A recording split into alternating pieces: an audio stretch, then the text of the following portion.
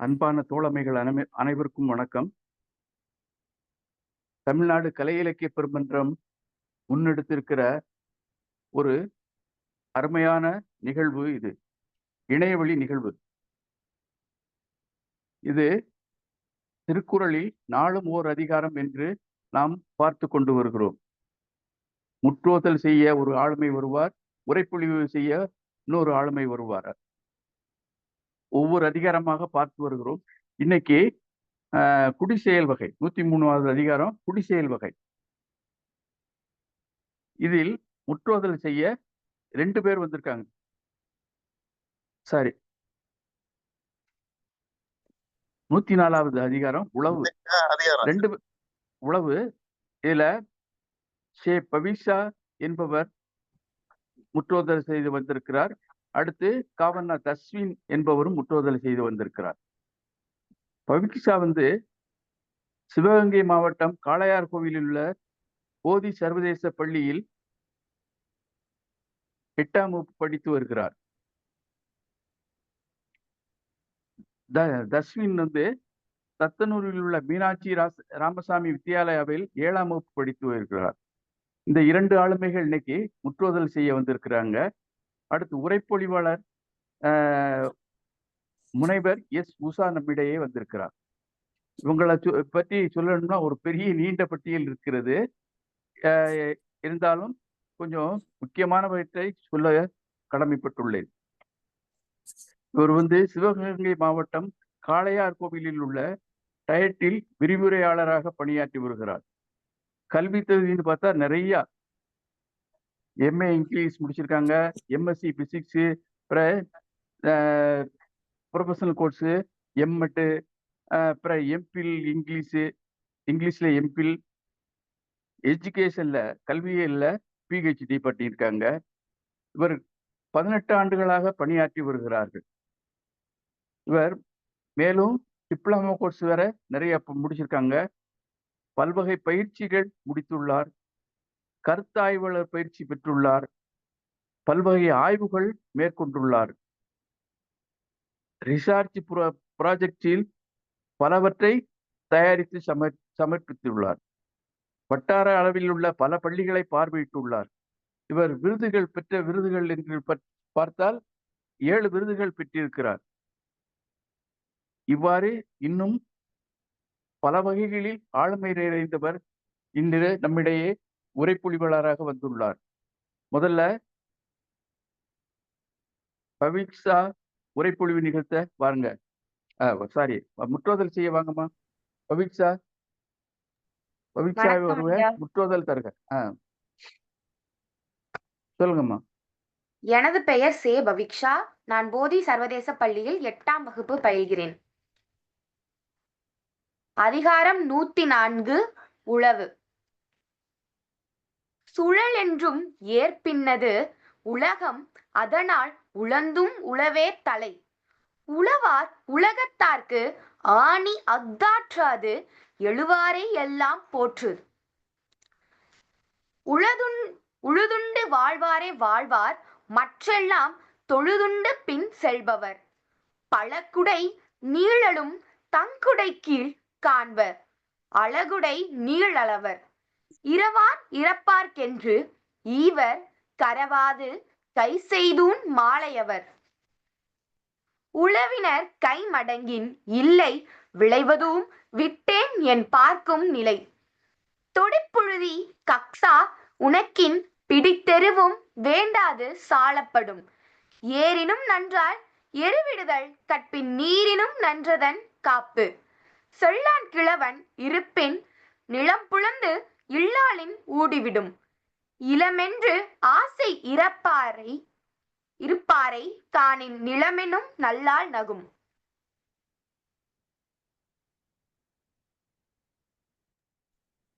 மிக்க நன்றி மாணவியே. அருமையான உச்சரிப்பு, நல்ல பொருள் உணர்ந்து சொன்னீங்க. உங்களுக்கு தமிழ்நாடு கலை இலக்கிய பெருமன்றம் நெஞ்சார்ந்த நன்றிகளையும் பாராட்டுகளையும் வாழ்த்துக்களையும் தெரிவித்துக் கொள்கிறது. அடுத்து தஸ்வின் வாங்க, முற்றுதல் செய்ய வாங்க. தஸ்வின் அனைவருக்கும் இனிய மாலை வணக்கம். என் பெயர் தஷ்வின். நான் 7ஆம் வகுப்பு படிக்கின்றேன். என் பள்ளியின் பெயர் மீனாட்சி ராமசாமி வித்யாலயா சீனியர் செகண்டரி பள்ளி. அதிகாரம் 104. உழவு. சுழன்றும் ஏற்பின்னது உலகம், அதனால் உழந்தும் உழவே தலை. உழவார் உலகத்தாருக்கு ஆணி அஃதாற்றாது, எழுவாரை எல்லாம் பொறுத்து. உழுதுண்டு வாழ்வரே வாழ்வர்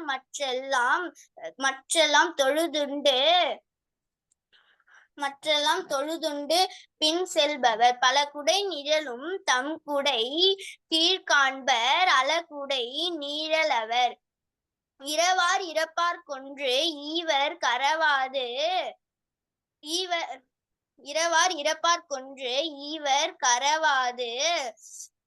கை செய்துன் மாலையவர்.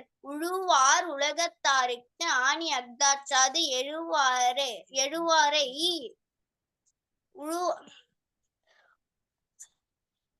உழுவார்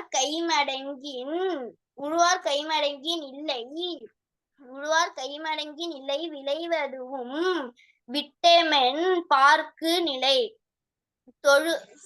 தொழுபொழுதி கக்சா உனைக்கின் பிடித்தெருவும் வேண்டாத சாலப்படும். ஏரினும் நன்றாற்றல் எருவிடுதல் கட்டபின், நீரினும் நன்றதன் காப்பு. செல்லான் கிழவன் இருப்பின் நிலம்புலந்து இல்லாளின் ஊடிவிடும். நிலம் என்று அசை இருப்பாரை காணின், நிலம் என்னும் நில்லால் நகும். மிக்க நன்றி தஸ்வின். நல்லா உழவு அதிகாரத்தை நல்லா நிறுத்தி நிதானமா அருமையாக சொன்னீங்க.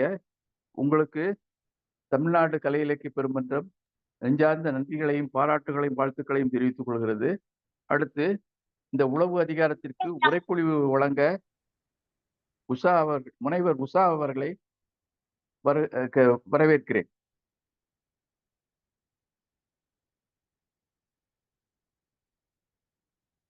முனைவர் உஷா அவர்களை வருக, உரைப்பொழிவு தருக. நன்றி ஐயா. இந்த வாய்ப்பை தந்த தமிழ்நாடு கலை இலக்கிய பெருமன்றத்திற்கு எனது நன்றிகளை தெரிவித்துக் கொள்கிறேன்.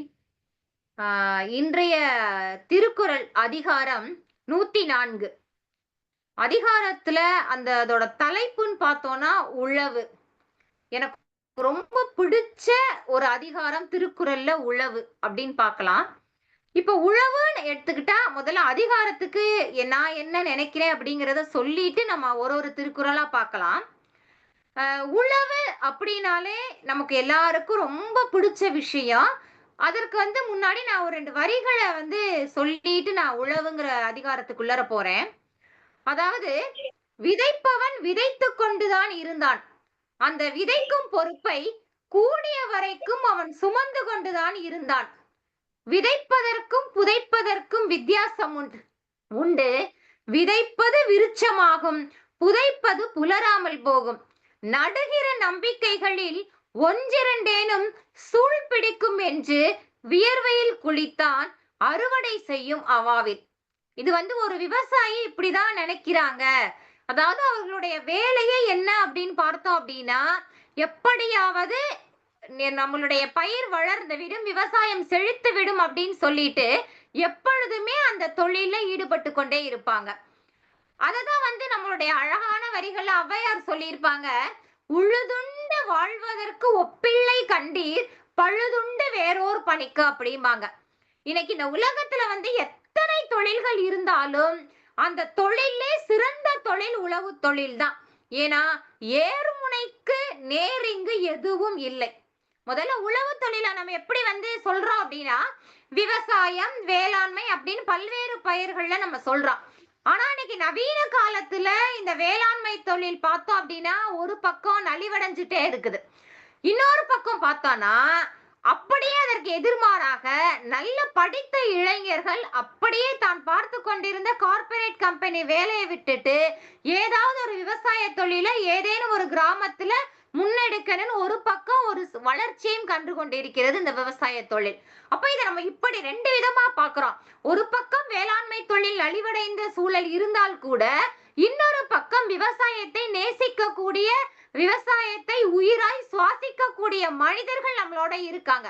இப்ப பார்த்தோம் அப்படின்னா சிவகங்கையிலேயே கூட நிறைய விவசாயிகள் பாரம்பரிய நெல் விதைகளை வந்து விதைக்க ஆரம்பிச்சிருக்காங்க. ஏன் அப்படின்னா ஒரு நாட்டின் முதுகெலும்பே பார்த்தோம் அப்படின்னா விவசாயம் தான்.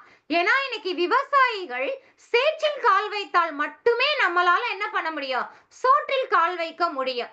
இப்ப ஒரு நாட்டின் மக்களுடைய உணவு தேவையா இருக்கட்டும், அந்த மக்களுடைய உணவு தேவை பூர்த்தி செய்யறதுலயும் ஒரு நாட்டின் பொருளாதாரத்தை தீர்மானிக்கிறதுலயும் இந்த உழவு தொழில் தான் முக்கிய பங்கு வகிக்கிறது. இன்னைக்கு பார்த்தோம் அப்படின்னா உலகத்துல நிறைய தொழில்நுட்பங்களும் விவசாயத்துல அவங்க செலுத்திட்டே இருக்காங்க. எதேச்சியா நான் வந்து ஒரு நாள் படிக்கும் போது ஒரு வரி எனக்கு ரொம்ப மனசு சுட்டுச்சுன்னே சொல்லலாம். அதாவது கட்டிடங்களின் அடர்த்தி அதிகமாகும் போது ஆத்மாக்கள் காணாமல் போய் விடுகின்றன. இன்னைக்கு பார்த்தோம்னா நிறைய விளைநிலங்களை வந்து கட்டிட நிலங்களா நம்ம வந்து முயற்சி பண்ணி கட்டிட நிலங்களா ஆக்கிட்டே வராங்க. அப்ப அதை பார்க்கும்போது எங்கேனும் ஒரு பேருந்து பயணத்துல நம்ம பார்த்திருப்போம், ஒரு 4 ஆண்டுகளுக்கு முன்னாடி நல்ல அழகான பசுமை வண்ண போர்வை போர்த்திய ஒரு பசுமை வண்ண வயல்வெளிகளா இருக்கும். ஆனா கொஞ்ச நாள் கழிச்சு நம்ம அந்த பக்கமா போகும்போது அது ஏதேனும் ஒரு பேரோட கட்டிடங்களா பார்க்கும்போது உண்மையிலுமே மனதிற்கு வந்து ரொம்ப பாரமா இருக்கும். இப்ப இந்த இடத்துல எப்படியேனும் ஒரு விவசாயி விவசாயம் பண்ணியிருப்பாரு. அந்த விவசாயத்தின் மூலம் பல்வேறு வகை மக்கள் பயனடைஞ்சிருப்பாங்க. மக்கள் மட்டும் இல்ல, அதை நம்பி வாழ்கிற பறவைகள், குட்டி குட்டி விலங்குகள், இது மாதிரி நிறைய உயிரினங்கள், ஒட்டுமொத்த சுற்றுச்சூழலியலுமே அந்த விளைநிலங்களை சார்ந்துதான் இருந்திருக்கும். அப்ப அந்த பக்கமா நான் பேருந்து பயணிக்கும் போது ஐயோ இப்படி வந்து இது வந்து கட்டிடம் ஆயிருச்சு அப்படின்னு நினைக்கும் போது உண்மையிலுமே அது மனசுக்கு கொஞ்சம் வலியாதான் இருக்கும். அப்ப உழுதல் கைவிடேல் அப்படின்னு நம்ம நினைச்சா மட்டும்தான் விவசாய தொழிலை நம்ம இது பண்ண முடியும். ஏன்னா விவசாய தொழில் மூலமா தான் என்ன அவை சொன்ன மாதிரி வரப்புயர நீர் உயரும், நீர் உயர நெல் உயரும், நெல் உயர குடி உயரும், குடி உயர கோல் உயரும், கோல் உயர கோன் உயர்வார்கள். இன்னைக்கு பார்த்தோம் அப்படின்னா ஒரு அரசாங்கமோ வந்து முன்னேறுவதற்கு முக்கிய ஆதாரமே விவசாயி தான். அதுவும் நம்ம சிவகங்கை மாவட்டத்துல பார்த்தோம் அப்படின்னா நிறைய விவசாய தொழில்கள் இருக்கும். பருத்தி போடுவாங்க, நெல் போடுவாங்க, கவுனி அரிசி போடுவாங்க.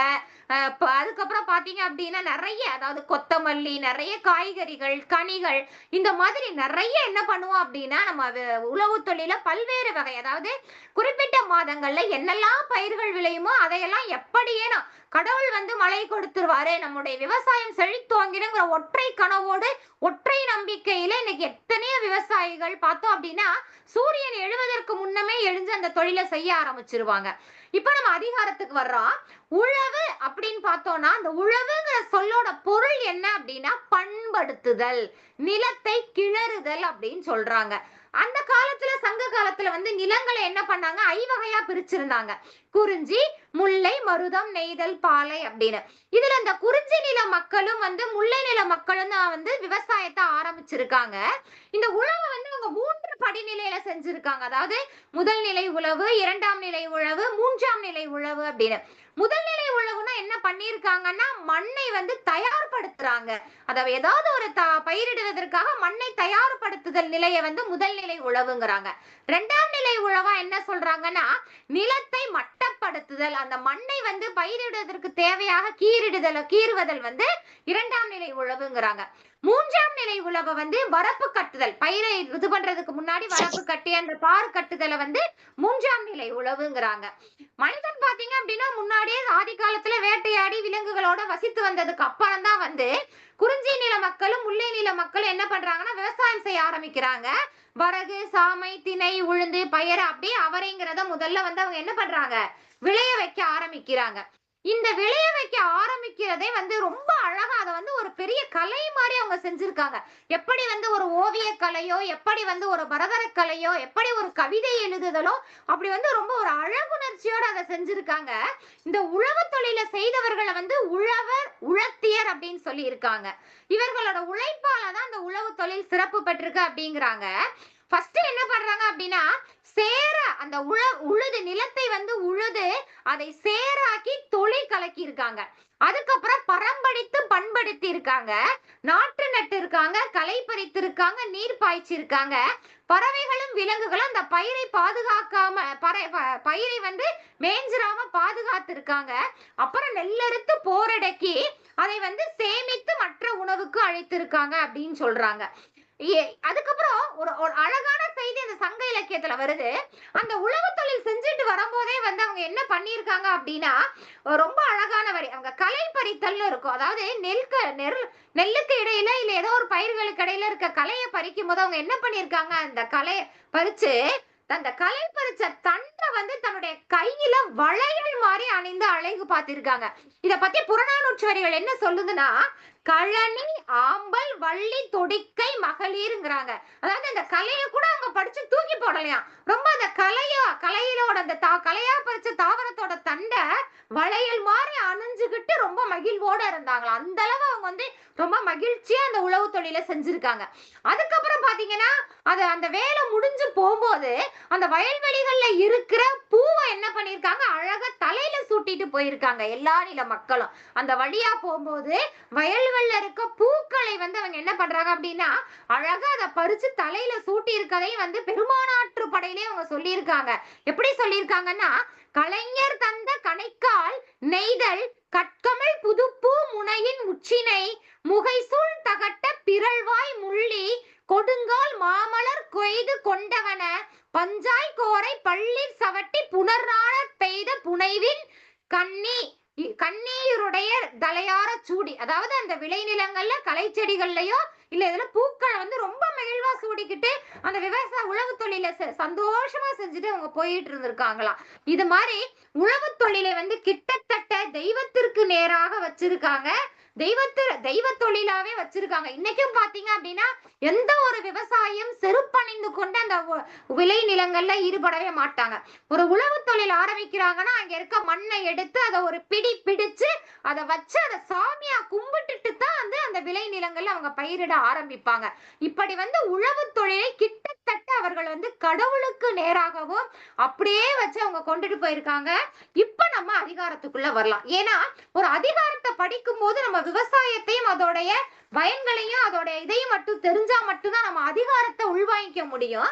இப்ப குறள் எண் 1 பார்த்தோம் அப்படின்னா, சுழன்றும் ஏற்பின்னது உலகம் அதனால் உழந்தும் உழவே தலை அப்படின்னு சொல்றாங்க. அதாவது உலகம் வந்து இன்னைக்கு பல தொழில் செய்தாலும் அந்த உழவு தொழில் தான் வந்து தலையான தொழில் அப்படிங்கிறாங்க. இதுக்கு வந்து ஒரு சின்ன கதை சொல்லலாம்னு நினைக்கிறேன். அதாவது ஒரு மன்னர் ஒருவர் இருந்திருக்காரு. மன்னர் மந்திரி எல்லாரும் நகர்வலம் போயிருக்காங்க. அப்ப எல்லாரும் அந்த மந்திரி சொல்லியிருக்காரு, இங்க பாருங்க மன்னரே, இந்த மாதிரி எப்படி உழவர் வந்து அழகா இந்த விவசாய தொழிலை செஞ்சுட்டு இருக்காங்க, இவங்க எல்லாம் வந்து கடவுளுக்கு நிகரானவர்கள், இவங்க இல்லைன்னா நம்ம இருக்க முடியாதுன்னு. மன்னர் ஆயிடுச்சு, அவருக்கு ரொம்ப கோபம் வந்துருச்சு. எப்படி வந்து நம்ம தானே மன்னர், இந்த நாட்டுக்கே நம்ம தான் மன்னர், நம்ம தானே சிறந்தவர், எப்படி வந்து இவர் உழவர் சிறந்தவர் அப்படின்னு சொல்றாரு. அவருக்கு மிகப்பெரிய கோபம் வந்துருச்சு. இல்ல உடனே இவர் சொல்லியிருக்காரு, இல்ல மந்திரியே, நான் தான் நீ சிறந்தவன் அப்படின்னு. உடனே மந்திரி சொல்லியிருக்காரு, அப்ப ஒண்ணு பண்ணுவான், இந்த உழவு தொழில 2 நாட்கள் அப்படியே நம்ம நிறுத்தி விடுவான், எந்த உணவு பண்டத்தையும் நம்ம விற்பனை செய்ததை நிறுத்தி விடுவான், அதுக்கப்புறம் யார் சிறந்தவர்கள் அப்படின்னு பார்ப்போம்னு சொல்லியிருக்காங்க. அதே மாதிரி உழவு தொழில வந்து செய்யறதையும் உழவு தொழில் செய்து விற்பனை செய்யற அந்த தின்பண்டங்கள் உணவு பண்டங்களை நிறுத்தி வச்சிட்டாங்களாம். பார்த்தா மக்கள் அனைவரும் சாப்பாடு கிடைக்காம ரொம்ப அலற ஆரம்பிச்சு அந்த நாடே வந்து பயங்கரமான ஒரு இக்கட்டுக்கு உள்ளாயிருச்சு. அப்பதான் மன்னருக்கு புரிஞ்சுதான், உழவர்கள் சேற்றுல கால் வச்சா மட்டும்தான் நிறைய உணவு கிடைக்கும், நம்ம மக்களும் மகிழ்ச்சியா இருக்க முடியும், நம்மளும் மகிழ்ச்சியா இருக்க முடியும். அப்ப அவர் சொன்னாரா, உழவர்களே உலகில் சிறந்தவர்கள் அப்படின்னு சொல்லிட்டு. அந்த குறள் அததான் சொல்லுது. இன்னைக்கு எத்தனையோ தொழில்கள் இருப்பினும் வந்து நமக்கு உழவு தொழில் தான் தலையாய தொழில் அப்படின்னு சொல்றாங்க. அதுக்கு அடுத்து பார்த்தோம் அப்படின்னா குறள் எண் 1032. உழுவார் உலகத்தார் காணிய அப்தொற்றா தெழுவாரை எல்லாம் பொறுத்து. அதாவது பல்வேறு தொழில் புரிகின்ற மக்களின் பசி போக்கிடும் தொழிலாக இந்த உழவு தொழில் இருப்பதால் அதுவே உலகத்தாரை தாங்கி நிற்கும் அச்சாணி எனப்படும் அப்படின்னு சொல்றாங்க. அதாவது இன்னைக்கு மனிதன் ஆடை இல்லாமல் வாழ்ந்த காலம் முதல் அறிவியல் கல்வி செழித்தோங்கும் இந்த விஞ்ஞான காலம் வரை உணவை தேடிதான் அலைஞ்சுட்டே இருக்கோம். இப்ப மேக்சிமம் நம்மளால 2 நேரம் சாப்பிடாம இருக்கலாம். ஆனா கட்டாயம் அடுத்தபடியா நம்ம உணவை தேடிதான். அது யார் வேணாலும் இருக்கலாம். மிகப்பெரிய அறிஞர்கள், சான்றோர்கள், சிறந்தவர்கள் எல்லாருமே என்ன ஆட்டோமேட்டிக்கா நம்மளால உணவை சாப்பிட்டாதான் அடுத்து உணவை தேடி நம்ம அடுத்து புறப்பட்ட ஆரம்பிச்சிருவோம். இன்னைக்கு செவ்வாய் கிரகத்துக்கு விண்கலம் அனுப்புகிற மனிதனால் கண்டுபிடிக்கப்பட்ட நவீன எந்திரங்களால் மண்ணிலே விதைக்காமல் உணவை சுயமாக தர முடியாது. இன்னைக்கு நிறைய கண்டுபிடிச்சிட்டோம். எல்லாமே கண்டுபிடிச்சா கூட இந்த ஃபுட் அப்படிங்கிற விஷயத்தை செயற்கையா உண்டு பண்ணவே முடியாது அப்படின்னு அப்படிங்கிறத இந்த குறள் தெளிவா சொல்லுது. இத என்ன சொல்றாங்க அப்படின்னா, அந்த கடவுள் கிட்ட வேண்டுகிற அடியார்கள் கூட உணவுக்காக தான் பிரார்த்திச்சாங்களாம் அப்படிங்கிறத திருமங்கை ஆழ்வார் எப்படி சொல்றாருன்னா, கூரை சோறு இவை தந்து எனை கருளி அடியேனை பேணி ஆண்டுகள் எந்தாய் அப்படின்னாராம். எனக்கு சாப்பாடு கொடுத்துரு அப்படின்னு அந்த திருமங்கை ஆழ்வார் ரொம்ப சொன்னாங்களாம். உணவு இருப்பிடம் தந்துட்டு என்னை அப்புறமா ஆட்கொள் அப்படிங்கிறாராம். அதே மாதிரி பார்த்தோம் அப்படின்னா இன்னைக்கு சங்க இலக்கியத்துல பசித்த வயிறுக்கு சோறு கொடுத்தவங்களை எப்படி சொல்றாங்க, பசிப்பினி மருத்துவன் அப்படிங்கிறாங்க. ஒரு பசிய யார் போக்குறாங்களோ அவங்க கிட்டத்தட்ட ஒரு மருத்துவர், கடவுளுக்கு ஈரானவங்க அப்படிங்கிறாங்க. இப்படித்தான் இந்த குறளை நான் உள்வாங்கிக்கிறேன். அடுத்து 3வது குறளாக என்ன இருக்கு அப்படின்னா, உழுதுண்டு வாழ்வாரை வாழ்வார் மற்றெல்லாம் தொழுதுண்டு பின் செல்பவர் அப்படிங்கிறாங்க. அதாவது இன்னைக்கு பார்த்தோம் அப்படின்னா உண்டி கொடுத்தோரே உயிர் கொடுத்தோர். அதாவது உண்டினா உணவு, உணவு கொடுத்தவர்கள் தான் இன்று உயிரே கொடுத்திருக்காங்க அப்படிங்கிறாங்க. உழவு மனிதனுக்கு உணவு கொடுக்கின்ற தொழில். அது நலிந்தால் அப்படியே மனித இனமே அழிஞ்சிரும் அப்படிங்கிறாங்க. இன்னைக்கு பார்த்தோம் அப்படின்னா மேலை நாடுகள்ல எந்த மேலை நாடுகள்லயுமே நம்ம தமிழகத்துல நம்ம இந்தியாவுல இருக்க மாதிரி அன்னதானம் அப்படிங்கிற ஒரு முறை இல்லவே இல்லை. நம்ம தமிழகத்திலையும் இந்தியாவிலையும் தான் எங்க சென்றாலும், கோவில்களுக்கு சென்றாலும் நாம் அன்னதானம் இல்ல ஏதாவது கோவிலுக்கு பாத யாத்திரை செல்பவர்கள் இருக்கும்போது நம்ம அங்க அன்னதானம் இல்ல நம்ம வீட்டு குடும்ப விழாக்கள் இல்ல ஏதோ ஒன்று அப்படின்னாலும் நம்ம முதல்ல நினைக்கிறது அன்னதானம் தான். அப்ப அன்னதானம்ங்கிறத உழவு தொழிலோட அந்த உணவு இருந்தாதான் நம்மளால அன்னதானமே செய்ய முடியும். இன்னொன்னு ஒரு வரி படிச்சேன்.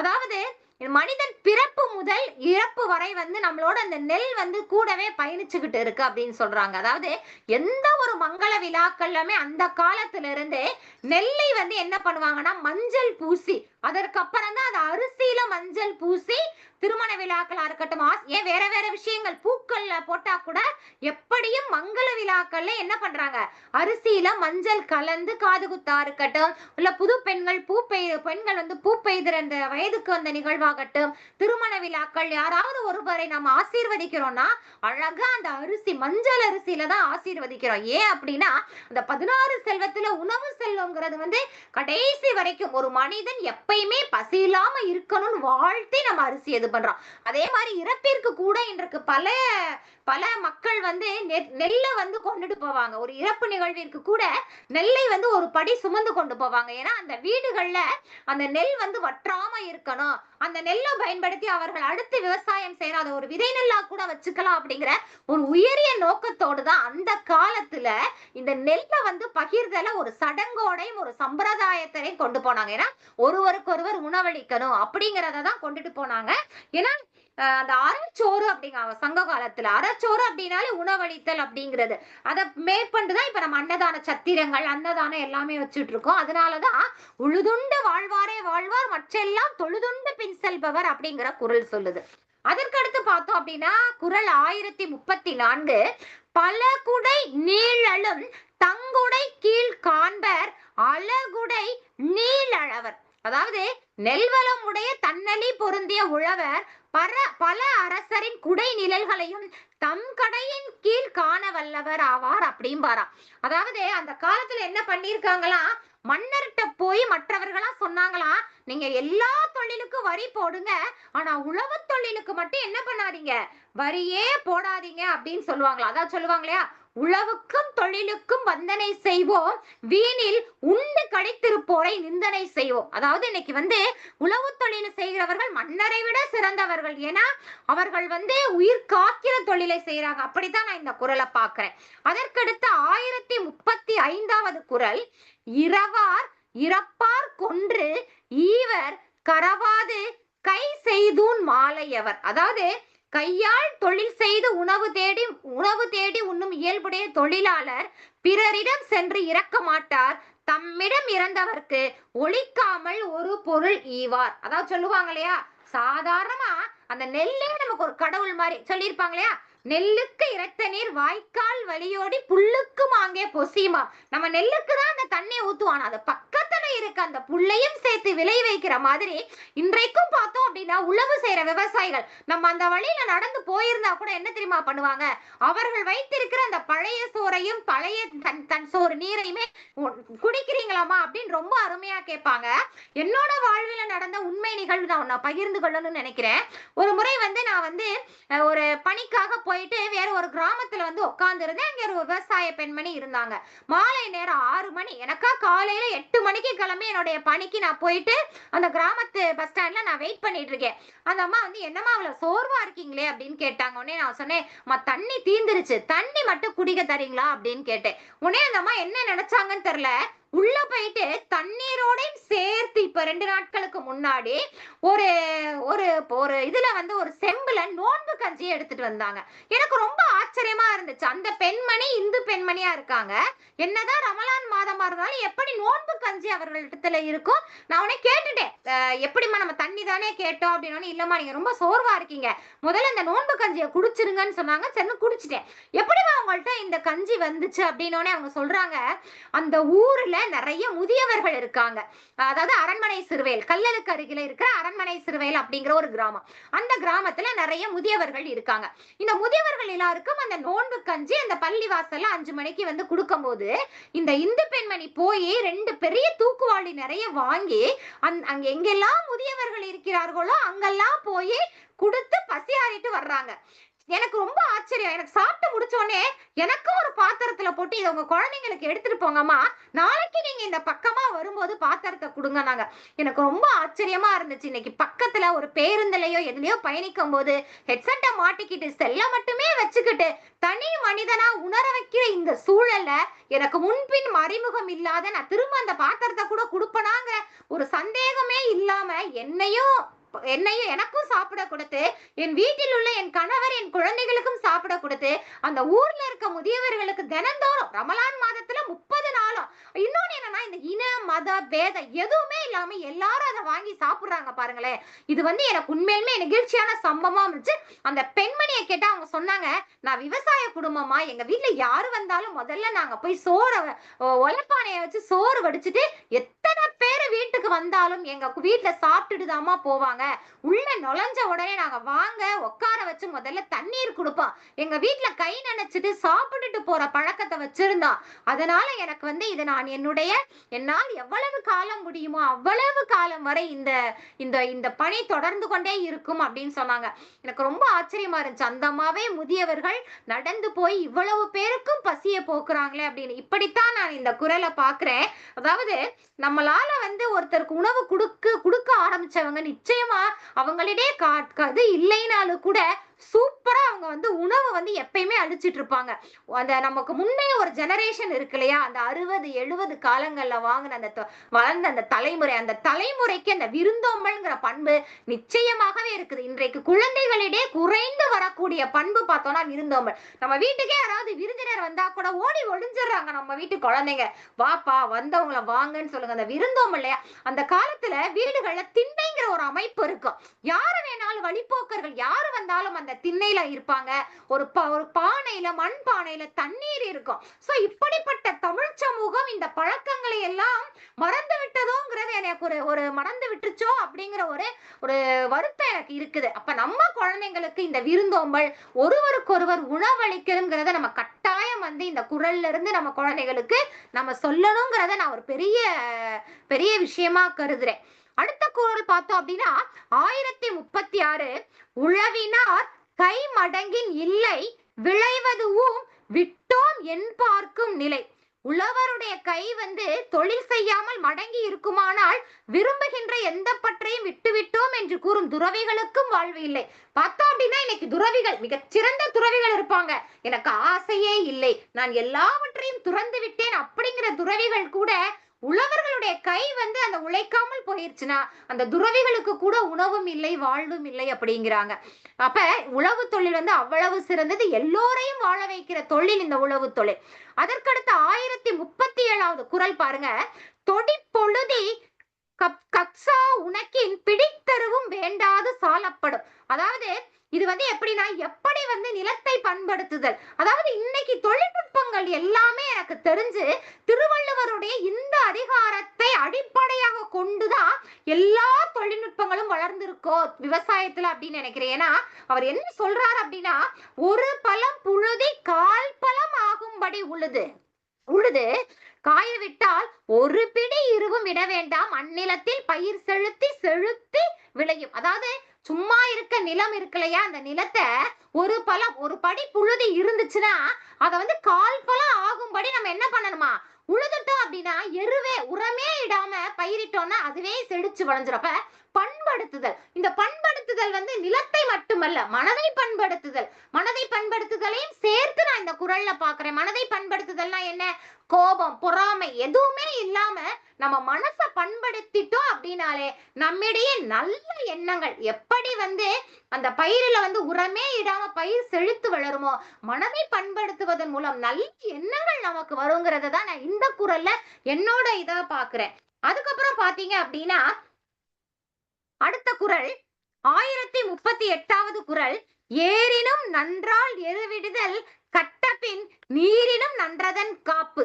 ஏர் உழுதலை விட எரு இடுதல் நல்லது. இந்த இரண்டும் சேர்ந்து களை நீக்கிய பின் நீர் பாய்ச்சுதலை விட காவல் காத்தல் நல்லது. அதாவது என்ன சொல்றாரு அப்படின்னா, ஏறு உழுதலை விட எரு ஏற்றணும். ஏன்னா நம்ம வந்து அதே எப்படி உழவு தொழில் அததான் வந்து டெக்னிக்கா சொல்றாங்க. இந்த இரண்டும் சேர்த்து களை நீக்கிய பின் நம்ம களையை பறிச்சதுக்கு அப்புறம் நீர் பாய்ச்சுதலை விட நீ வெறுமனே நீர் பாய்ச்சதை விட அந்த பயிரை வந்து பாதுகாக்கணுமா, விலங்குகள் அதுகள்ட்ட இருந்து பாதுகாக்கிறது. இதை நான் எப்படி புரிஞ்சுக்கிறேன் அப்படின்னா, இந்த ஏர் உழுதலை விட எரு இடுதல் எப்படி நினைக்கிறேன் அப்படின்னா, நம்ம மனதில நல்ல எண்ணங்களை நிறைய நம்ம பதிய வைக்கணும். அதுக்கப்புறம் மனதுல களை நீக்குதல் அப்படிங்கிறத தீய எண்ணங்களை கலை மாதிரி நம்ம நீக்கிறோம். அதுக்கப்புறம் அத காவல் காக்கணும். அந்த நல்ல எண்ணங்களை வந்து வெளியில போக விடாம காவல் காத்து நம்ம சிறந்த மனிதனாக பார்க்கணும் அப்படின்னு தான். இதற்கு ஒரு சின்ன கதை. அதாவது ஒரு மன்னர் இருந்திருக்காரு. உலகத்திலே வந்து ரொம்ப சிறப்பான சிலையை செய்யணும்னு சொல்லியிருக்காங்க.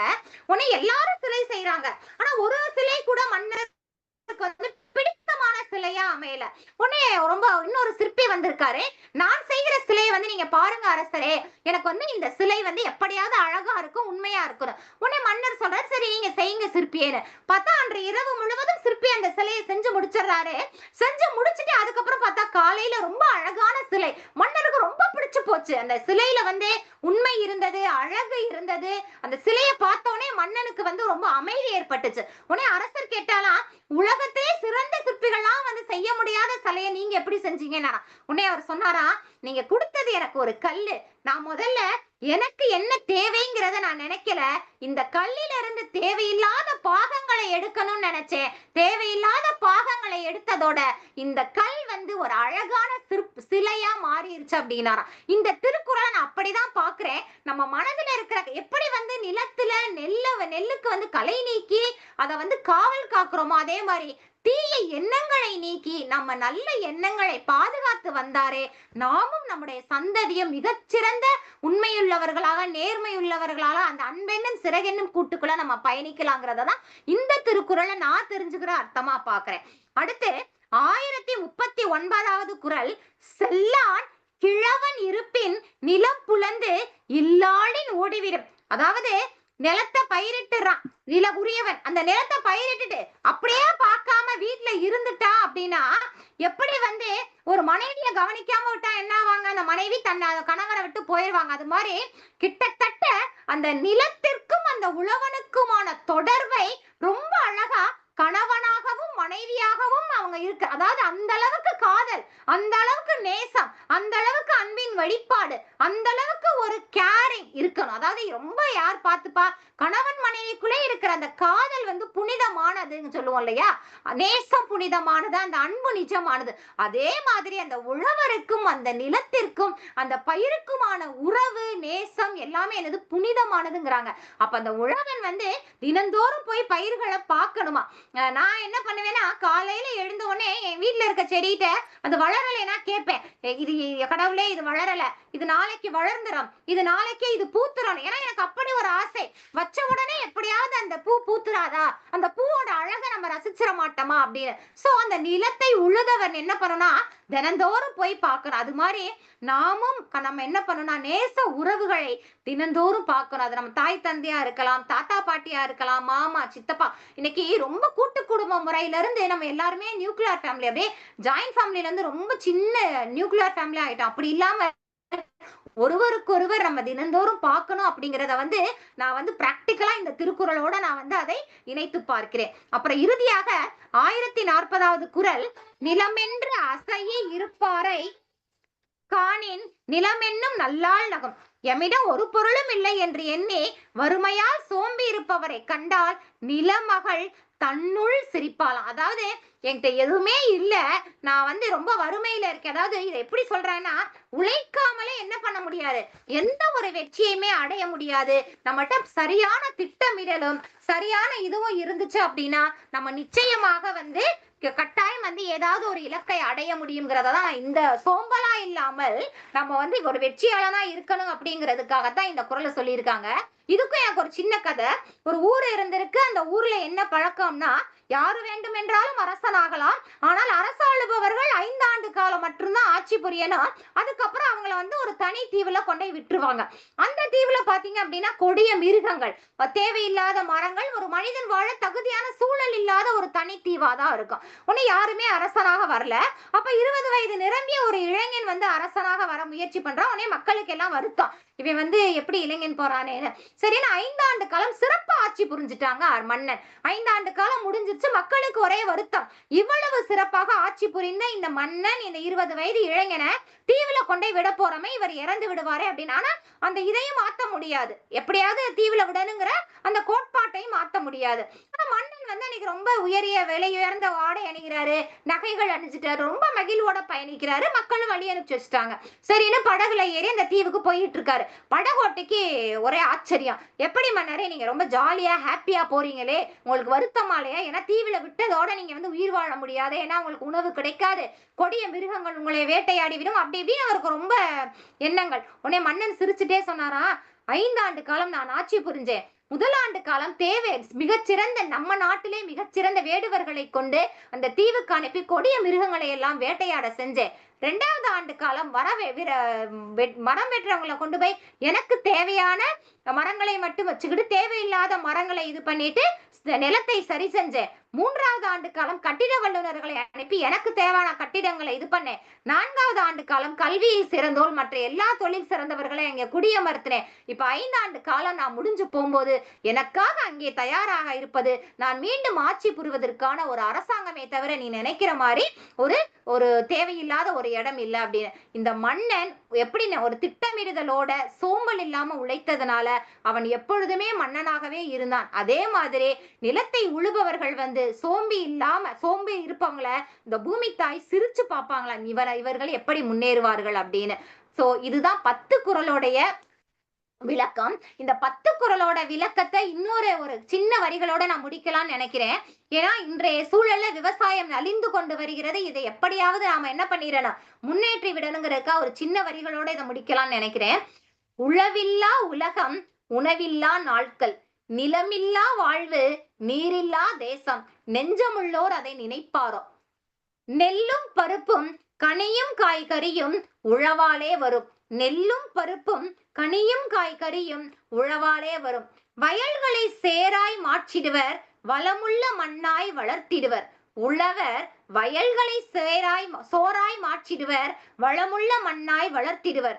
மண்ணிற்கு உண்மையாய் உழைத்திடுவர். உழவரும் இல்லையேல் உலகில்லை, உழவும் உழவரும் இல்லையேல் உலகில்லை, உளவோடு வாழ்வதே உயிரோடு வாழ்கிறோம் என்பதன் உண்மையின் சாட்சி.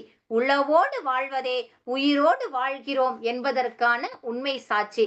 ஆமாம், இன்று நம்ம எப்படியேனும் நம்ம பெரிதான நிலத்துல விவசாயம் செய்யலைனாலும் நம்ம வீட்டுல ஏதேனும் ஒரு செடி, அதாவது சொல்லலாம் ஏதேனும் ஒரு விதை, நாம் செல்கிற இடங்கள் எல்லாம் ஏதேனும் ஒரு விதை, ஏதேனும் ஒரு செடி, ஏதேனும் ஒரு பயிர்களை நம்மளும் நடணும், நம்ம குழந்தைகளையும் நட வச்சோம் அப்படின்னா உழவு தொழிலும் மேம்படும், இந்த விவசாயமும் மேம்படும், சுற்றுச்சூழலும் மேம்படும் என்று கூறி இந்த வாய்ப்பளித்த அத்துணை உள்ளங்களுக்கும் நன்றி பாராட்டி விடைபெறுகிறேன். நன்றி, வணக்கம். மிக்க நன்றி முனைவர் பெருந்தகையே. என்ன சொல்லது, தமிழாசிரியர்களை விட அருமையான உச்சரிப்பு, ஆற்றலுக்கான உரை, இலக்கியங்கள்ல மேற்கோளும் அதை மாதிரி காட்டியிருக்கீங்க. தமிழாசிரியர்கள் எப்படி இது பண்ணியிருப்பாங்களோ அதை மாதிரி அழகாக உரை நிகழ்த்தியிருக்கீங்க. விளைநிலங்கள்லாம் விளை நிலங்களாக மாறி வருகின்றது அப்படின்னு ரொம்ப வருத்தத்தை தெரிவிச்சிங்க. அடுக்ககங்கள் இருக்கிறது, அந்த விளைநிலங்கள் தப்பிக்கின்றன அப்படின்னு சொல்ல விரும்புகிறேன். அப்புறம் மன்னரை விட உழவர் தான் உயர்ந்தவர் அப்படின்னு சொன்னது ரொம்ப முத்தாய்ப்பாக இருந்தது. உண்மை, அதுதான் உண்மை. அப்புறம் நோன்பு கஞ்சியெல்லாம் சொன்னீங்க. ஏழை இல்லாமையால் பட்டினி கிடக்காங்க, அதுக்காகத்தான் கண்டுபிடிக்கப்பட்டதோ நோன்பு அப்படின்னு நான் நினைக்கிறது உண்டு. நோன்பு கஞ்சி, நோன்பு இருந்து அந்த உடம்பை நல்லா சத்து கொடுக்கறதுக்காக அந்த நோன்பு கஞ்சி தயாரிக்கிறாங்க. நோன்பு கஞ்சி அருமை. அங்க அந்த மாதிரி இடங்கள்ல எல்லாம் மதங்கள்லாம் கிடையாது, எல்லோரும் சமமாக இருக்கிறாங்க, அரசியல்வாதிகள் தான் பாழாக்குறாங்க என்று சொல்லி உங்களுக்கு தமிழ்நாடு கலை இலக்கிய பெருமன்றம் நெஞ்சார்ந்த நன்றிகளையும் பாராட்டுகளையும் வாழ்த்துக்களையும் தெரிவித்துக் கொள்கிறது. வழக்கம் போல் பின்னூட்டம் அளிப்பதில் முதல்வராக இருப்பவர் மேலாள் பொதுச் செயலாளர் கவிஞர் ரவீந்திர பாரதி அவர்களை வரவேற்கிறேன். வாங்கய்யா.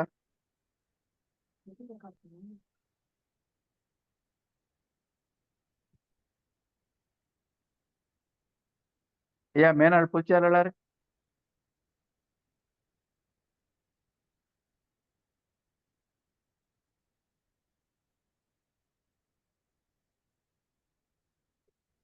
ஐயா மேலாள் பொதுச் செயலாளர் இருக்கீங்களா?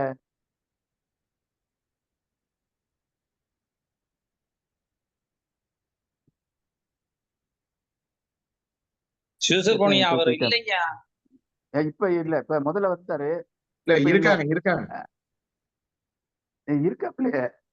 ஐயா மேலாள் பொதுச் செயலாளர் பின்னூட்டம் அளிக்க வாங்க.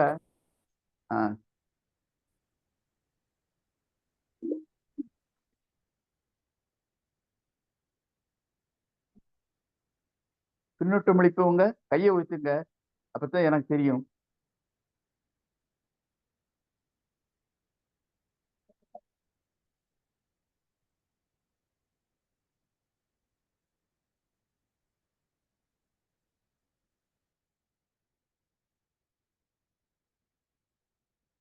ஐயா மேலாள் பொதுச் செயலாளர்.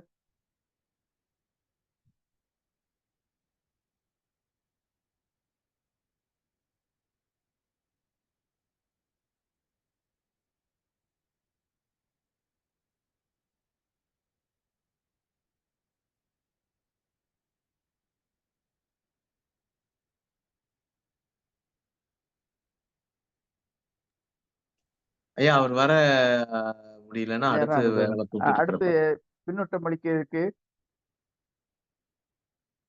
அரசியல் கையை வச்சிருக்கீங்க, வாங்க பின்னூட்டம் அளிக்க வாங்க. அனைவருக்கும் வணக்கம். இன்றைய தலைப்பு உழவு. முற்றோர்கள் செய்த மாணவிகள் வாழ்த்துக்கள், பாராட்டுக்கள். அடுத்து உரையாசிரியர் உண்மையிலேயே மணி போன்ற குரல், அழகு குரல், அழகா சொன்னாங்க. ஒவ்வொரு குரலுக்கும் விளக்கம். அவங்க சொன்னாலே எனக்கு முதல்ல முத்தாய்ப்பா முன்னோட்டமா சொன்னாங்க. முன்னோட்டமா சொன்னதுல ஒரு இது அப்படியே மனசை தொட்டுச்சு. அதனாலதான் இன்னைக்கு தொண்டை சரியில்லை, பேசணும் மனசுல நிறைய இருந்துச்சு. இன்னைக்கு பேசக்கூடிய விஷயங்கள் வேண்டான்னு இருந்தா அவங்க சொன்ன வார்த்தை. ஒவ்வொரு நிலமும்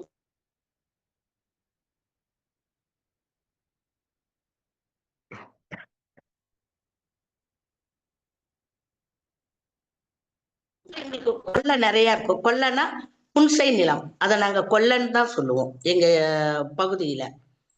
ஒவ்வொரு கொல்லைக்கும் ஒவ்வொரு பேரு. ஆஸ்வாங் கொல்லை, வன்னி மரத்து கொல்லை, கருவு மரத்து கொல்லை, விளாங்குடியா கொல்லை, ஓடவரத்து கொல்லை, ஒவ்வொரு கொல்லைக்கும் ஒரு பேர் இருக்கும். அந்த வேலைக்கெல்லாம் ஏறு உழவு மட்டும்தான் ஆள் வச்சிருப்போம்.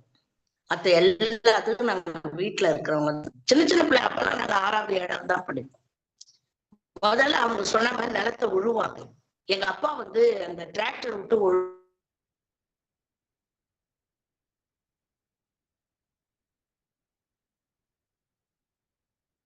அம்மா உங்களுக்கு இணைய இடர்பாடு இருக்கோ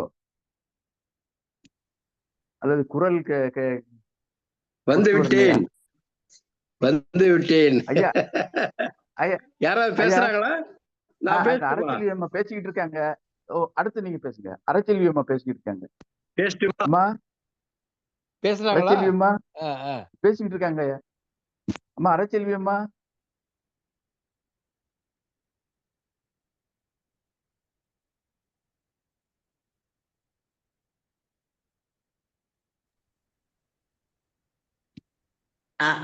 இணைப்பு வரலங்கயா, அதான் கொஞ்சம் தாமதம்.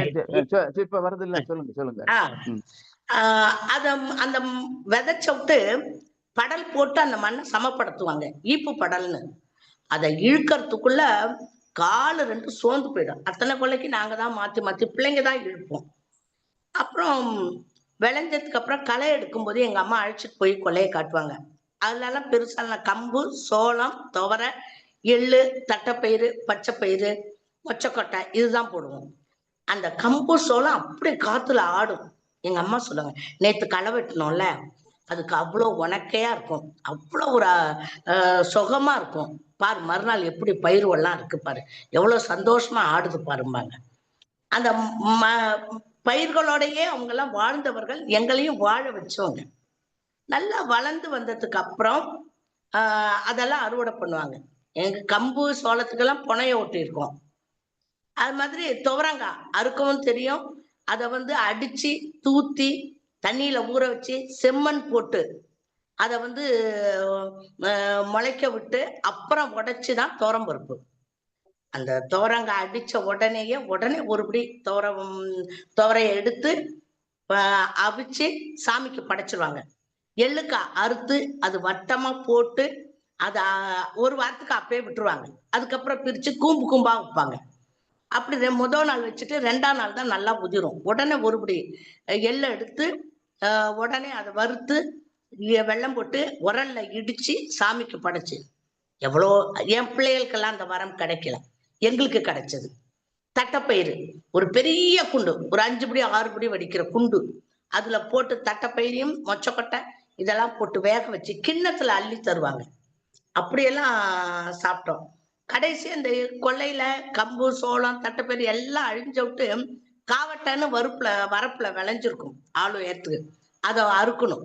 அறுத்து அதை கண்ணாம்புன்னு சொல்லுவாங்க. சோள தட்டையாகட்டும் கம்பா இருக்கட்டும், கண்ணாம்பா கட்டுவாங்க. அந்த கண்ணாம்பா கட்டுறதுதான் கூரை வீடு வேயறதுக்கு, வீடுங்களுக்கு வச்சுப்போம் எல்லாருமே. அந்த கடல் எல்லாம் கடலை கொள்ளையில கடலை புடுங்கிறதுக்கு அப்புறம் தப்பு கடலை பறிக்கிறது திரும்ப போய் அந்த கொள்ளையில எல்லாத்தையுமே விடுவாங்க. இந்த வெளியில வராத அந்த கல்லையெல்லாம் களக்காடு போட்டு எல்லாருமே வெட்டி எடுப்போம். எல்லாரும் கொள்ளைக்கும் எல்லாரும் போவோம். அதுக்கு யாரும் எதுவும் சொல்ல மாட்டாங்க. விவசாய வேலைக்கு காலையில போறவங்க எல்லாம் மத்தியானம் வரும்போது கீரையோ அதே சமயம் ஆட்டுக்கோ மாட்டுக்கோ தீனி 2த்தையும் கொண்டு வந்துருவாங்க. காலைன்னா 1.5 ரூபாய், அந்தி கலைக்கு 50 பைசா.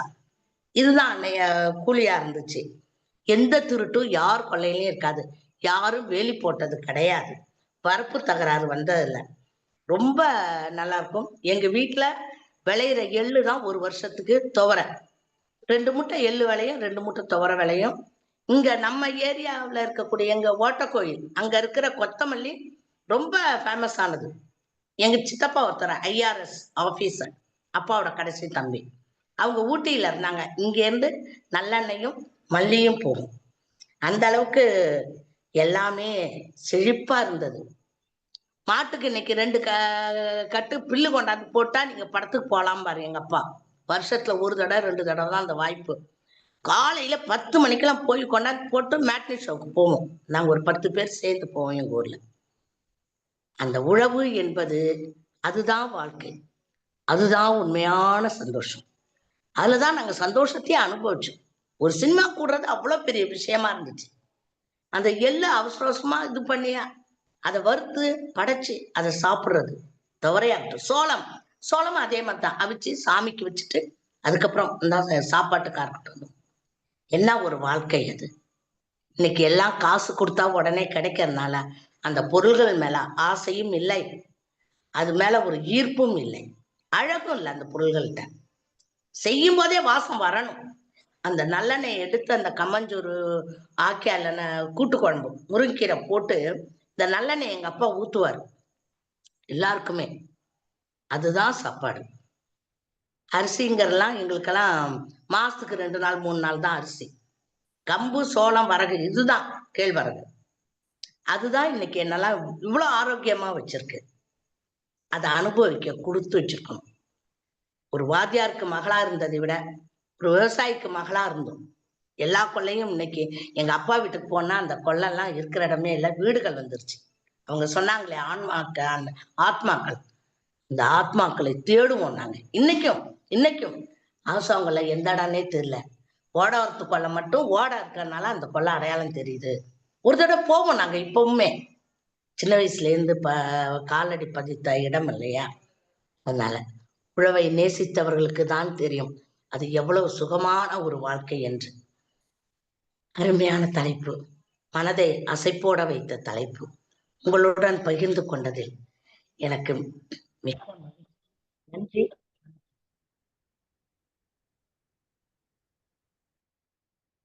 மிக்க நன்றி அம்மா. பின்னூட்டம் அப்படிங்கிற பேர்ல மலரும் நினைவுகளையெல்லாம் பகிர்ந்து கொண்டீர்கள். மிக்க நன்றி.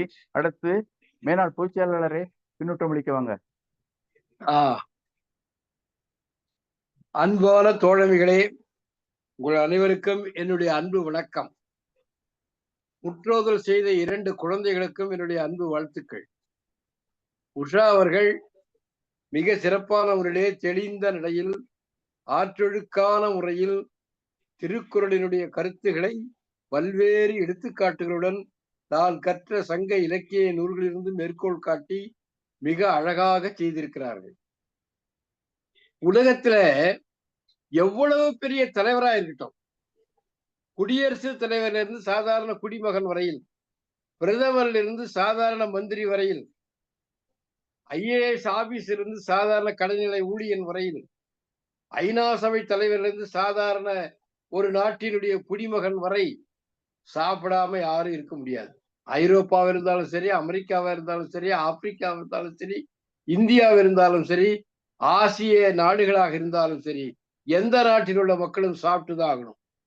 சாப்பிடுவதற்கு என்ன தேவை? உணவு தேவை. அந்த உணவை உற்பத்தி செய்கிற உழவர்கள் தேவை. அந்த உணவு விளைவதற்கு நிலம் தேவை. இந்த 2500 ஆண்டுகளுக்கு முன்னே நம்முடைய வள்ளுவ பேராசார் இந்த உழவின் பெருமை. அப்பொழுது என்ன தொழில்கள்? 2 தொழில் தான் முக்கியமான தொழில். ஒன்று உழவு, ஒன்று நெசவு. உண்பதற்கு உணவும் உடுத்துவதற்கு உடையும். இதை மிக முக்கியமான தொழில்கள் இது 2ம். இதே உணவு தொழில், உணவு பயிர், உணவுக்காக பயிர் செய்யக்கூடிய உழவு தொழில் தான் முதன்மையான தொழில். அதனாலதான் என்ன அழகா சொல்ல பாரு, நீ ஆயிரக்கணக்கான தொழில் செஞ்ச என்னையா பண்ற, நீ எல்லாருமே ஏரின் பின்னால் தான் இந்த உலகமே போக வேண்டும். சுழன்றும் ஏர் பின்னது உலகம், உழந்தும் உழவே தலைனா. எவ்வளவு பெரிய எத்தனை உழந்தும் உழவே தலை. நீ துயரப்பட்டாலும் உழவுதான் சிறந்தது. சரி, உழவு தொழிலை தவிர வேற எந்த தொழில் செய்தாலும், இந்த தொழில் உழவு தொழில் வேண்டாம் என்று போய் வேற தொழில் செய்தாலும் அவனையும் வாழ வைப்பது உழவு தொழில் தான். ஏன்னா மழை பெய்தால் நிலம் விளையும். உழவர்கள் நிலத்தை உழுது பண்படுத்தி உழுது விதைத்து அதை களை எடுத்து நீர் பாய்ச்சி உரம் இட்டு காவல் காத்து செய்தால்தான் எல்லாருக்கும் உணவு கிடைக்கும். உழவன் சேற்றிலே கால் வைக்காவிட்டால் எவ்வளவு பெரிய கொம்பனும் சோற்றிலே கை வைக்க முடியாது. தேராட்டம் காரினிலே ரொம்ப திமிரோடு போறவரு எங்க ஏரோட்டம் நின்னு போனா உங்க காரோட்டம் என்னவான்னு கண்ணதாசன் பாடினார். அது மாதிரி திருவள்ளுவர் முதல்ல உழவருடைய சிறப்பை எல்லாம் சொல்றார். அதுக்கப்புறம் உழவை எப்படி செய்யணும்னு சொல்றான் பாருங்க. ஒரு ஒரு பலம் மண்ணு கால் பலம் ஆகிற மாதிரி அதை உழுது காய வைத்தால் எருவே தேவையில்லை, நன்றாக விளையும். அடுத்த குறள்ல சொல்றார், அப்போ உரமே தேவையில்லையா?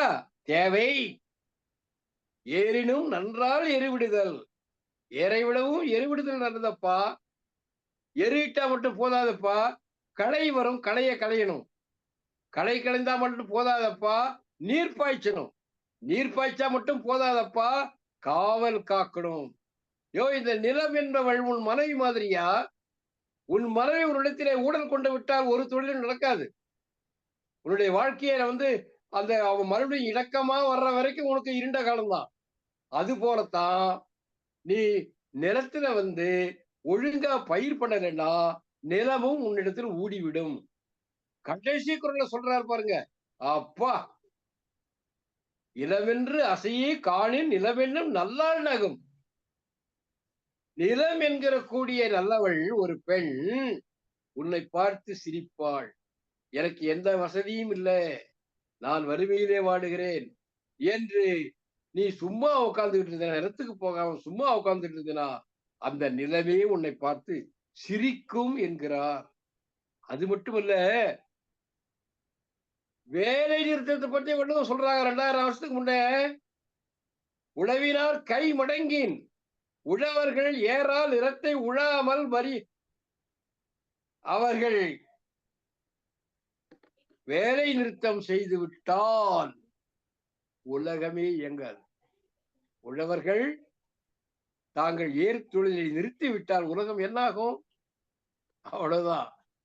அப்போ அவனுடைய அந்த உழவனுடைய அந்த பெருமையை, அந்த முக்கியத்துவத்தை, அந்த இன்றியமையாதையை வள்ளுவன் என்ன அழகா சொல்றான். இன்னைக்கு கார்பரேட் விவசாயத்தை ஒழிச்சு கட்டி இத பூராவுமே ஒரு சந்தையாக ஆக்கக்கூடிய ஒரு சூழல் வந்தாலும் கூட உழவு தொழில்தான் சேர்ந்து லட்சக்கணக்கான விவசாயிகள் இந்த கார்பரேட் சதியை முறியடிப்பதற்கு ஓராண்டு காலம் 700 பேரை பலி கொடுத்து அவர்கள் நிலைநிறுத்தியிருக்கிறார்கள்.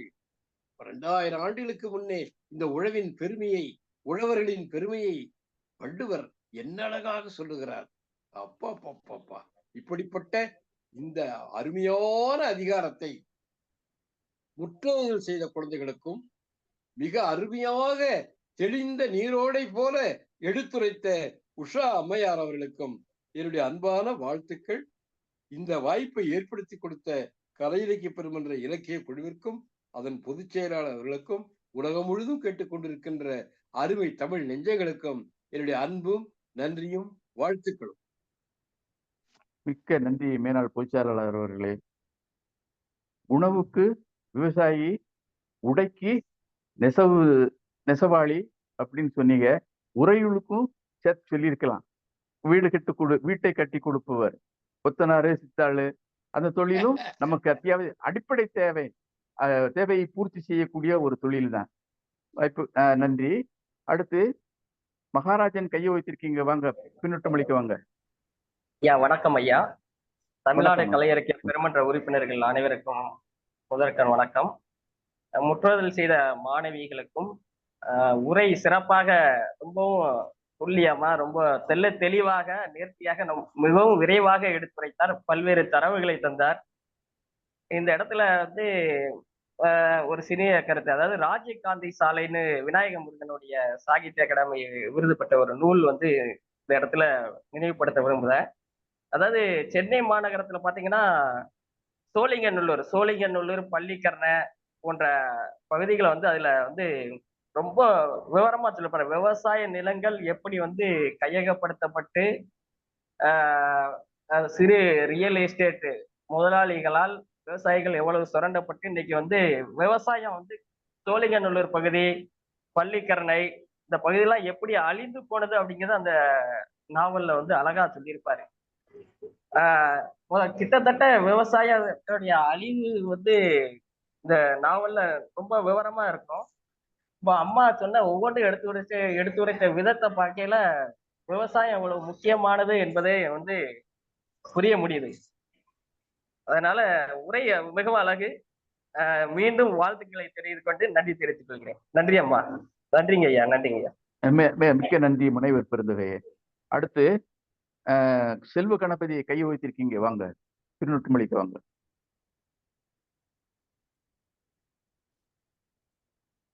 ஐயா செல்வ கணபதி சரி சொல்லுங்க.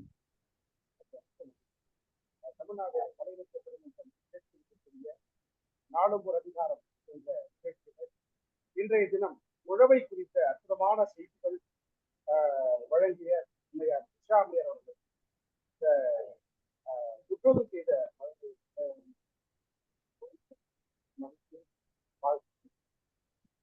வேளாண் பொழுது இப்ப அம்மையார் சொல்ல அரசியல் அம்மையார் மிக மிக சிறப்பான முறையில நம்ம எல்லாம் அந்த வேளாண் நிலைக்கு அந்த அந்த அந்த காலத்தில் வாழக்கூடிய வாழ்க்கைக்கு அழைத்து சென்றிருந்தார். மிக சிறப்பான முறையில அவர் சொல்ல அந்த எள் அந்த சுவரை எல்லாம் வந்து மனசால இதாடி போயிட்டு எனக்கு ஒரு வாய்ப்பு கிடைத்தது. தந்தையாரோட நான் வேளாண்மை செய்யக்கூடிய வாய்ப்பு ஒரு 6 மாத காலம் தொடர்ச்சியா அந்த நெல் வயல்ல ஒரு ஏக்கரா நெல் வயல்ல எனக்கு அப்பா வந்து வேளாண் ஆசிரியராக இருந்து பின்னர் தமிழாசிரியராக மாறி. அப்ப அவர் சொல்வார் அடிக்கடி, வேளாண் என்பது மிக முக்கியமான தொழில், அது இல்லையே எந்த உயிரும் வாழாது என்று சொல்லியிருக்காங்க.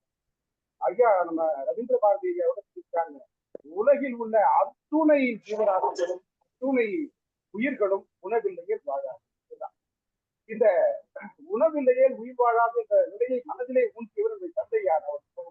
அவரோடு நான் பயணிக்கின்ற பொழுது நிலத்தை எப்படி பண்படுத்துவது, நிலத்திலே எந்தெந்த சத்துக்களை நாம் இடுவது, தடைச்சத்து சாம்பல் சத்து போன்ற சத்துக்களை இடுவது, எப்படி நாற்று நடுவது, எப்படி களை எடுப்பது என்றெல்லாம் உடனிருந்து தண்ணீர் பாய்ச்சுவது, இரவெல்லாம் நான் பல நேரங்களிலே தந்தையார் வெளியூருக்கு செல்லுகின்ற பொழுதெல்லாம் நான் இரவு நேரங்களிலே சென்று தண்ணீர் பாய்ச்சிருக்கேன்.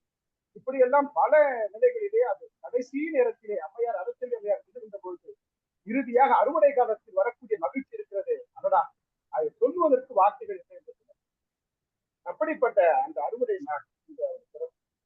ஒவ்வொரு வேளாண்ட சொல்லே அற்புதமான சொல்லாராய்ச்சிக்குள்ள போறோம் அப்படின்னா, வேள் கூட்டல் ஆள், ஆள் என்கின்ற ஒரு சொல் என்றால் ஆள்பவன் என்ற சொல்ல பொருளை சொல்லுங்க. வேள் என்றால் என்ன? மண். மண்ணை ஆள்பவன் வேளாண், வேளாண்மை செய்பவன். மண்ணை ஆள்பவன் எவனோ அவன்தான் வேளாண்மை செய்வான், இவன் வேளாண்மை சொல்ல. அப்ப இந்த மண்ணை ஆள்பவனுக்கு இன்றைய நிலை எப்படி இருக்கிறது என்றால், தன்னுடைய உணவை கூட தன்னால் விவசாயம் செய்து உண்ணக்கூட முடியாத நிலையிலே இன்று காய்கறியினுடைய விலைவாசியும் அவரிடத்திலிருந்து கொள்முதல் பெறக்கூடிய தன்மையிலே மிக சொற்ப அளவிலே. போன வாரம் கூட பார்த்தேன், கிருஷ்ணகிரி கிட்ட கிட்டத்தட்ட 2 லோடு தர்பூசணி பழத்தை அப்படியே எடுத்து குளத்துல கொட்டிட்டாங்க. என்னன்னு கேட்டா விவசாயிகள் சொல்றாங்க, மிகுந்த நாங்க வயல்வெளியில போட்ட அந்த காசு கூட கிடைக்கலங்கய்யா, ரொம்ப வருத்தமா இருக்கு. கொள்முதல் செய்யறவங்க ரொம்ப விலையை கம்மியா கேட்கறாங்க, 5 ரூபாய்க்கு கொடுங்க, 2 ரூபாய்க்கு கொடுங்க கிலோன்னு கேட்கறாங்க. ஆனால் வாங்கி விற்கின்ற பொழுது 20 ரூபாய்க்கு 30 ரூபாய்க்கு விற்கிறார்கள் என்று சொல்லுகின்ற பொழுது, அதே போல தக்காளியினுடைய நிலையும் சரி, அதே போல பூக்களுடைய நிலையும் சரி, பாலினுடைய நிலையும் சரி, வேளாண் செய்பவர்கள் என்றென்றுமே வருத்தப்படக்கூடிய, துயரப்படக்கூடிய, துன்பப்படக்கூடிய நிலையில இருக்கிறார்கள் என்ற செய்தியை பார்க்கின்ற பொழுது மனம் மிகுந்த வேதனை அடைகிறது. ஆனால் நம்முடைய முன்னை ஐயா அவர்கள், ரவீந்திர பாரதி ஐயா அவர்கள், அரசெல்வி அம்மா அவர்களும் சரி, இருவருமே வேளாண் செய்திகளையும் அதே சமயத்தில் நெசவாளர் செய்திகளையும் எடுத்து இயம்புகின்ற பொழுது மிகவும் மனமகிழ்ச்சி அடைகிறது. இந்த செய்திகளை எல்லாம் தொகுத்து முத்தாய்ப்பாக அம்மையார் உஷா அவர்கள் வழங்கிய தொகுப்புரை மிகவும் சிறப்பாக இருந்தது. அதற்கு ஈடு இணையான ஒரு பின்னூட்டத்தை வழங்கிய மகாராஜன் ஐயா, அடுத்து வரக்கூடிய நம்முடைய நல்லாசிரியர் நாகராஜன் ஐயா, இந்த நிகழ்ச்சியை அழகாக வழிநடத்தக்கூடிய சிவசுப்பிரமணியன் ஐயா என்ற எல்லோரையும் வணங்கி இடம் சாடுகிறேன். நன்றி, வணக்கம். மிக்க நன்றி ஐயா. வேளாளர் அப்படிங்கிறதுக்கு அந்த விளக்கம் சொன்னது ரொம்ப முத்தாய்ப்பாக இருந்தது. ரொம்ப அருமை. உங்களுக்கு நன்றி. அடுத்து சாத்தூர் கணேசன் கையை வைத்திருக்கீங்க, வாங்க பின்னூட்டம் விளைவிக்க வாங்க. ஐயா வாழ்க வளமுடன். கேக்குதுங்களா ஐயா? கேக்குதுங்க, சொல்லுங்க சொல்லுங்க. வாழ்க வளமுடன். இன்று ஒரு அருமையான அதிகாரம். இன்றைய உலகத்திற்கு, இன்றைய சமுதாயத்திற்கு, சமூக மக்களுக்கு எல்லாம் தேவையான ஒரு அதிகாரம்னா உழவு தான். இந்த உழவு மட்டும் இல்லைன்னா அதான் என்னதான் செய்யறது நாட்டுல? நீ என்னதான் தொழில் பண்ணாலும் சரி.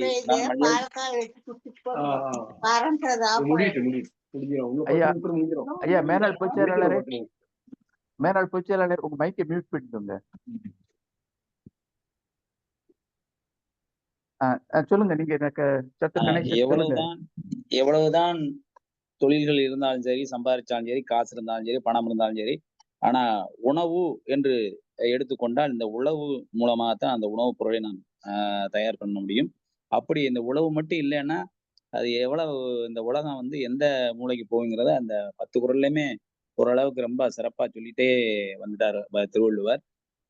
இதுல வந்து இந்த 7வது குறளை கொஞ்சம் பாருங்க. அதாவது தொடி புழுதி கச்சா உனக்கின் பிடி தெருவும் எருவும் வேண்டாது சாலப்படும்.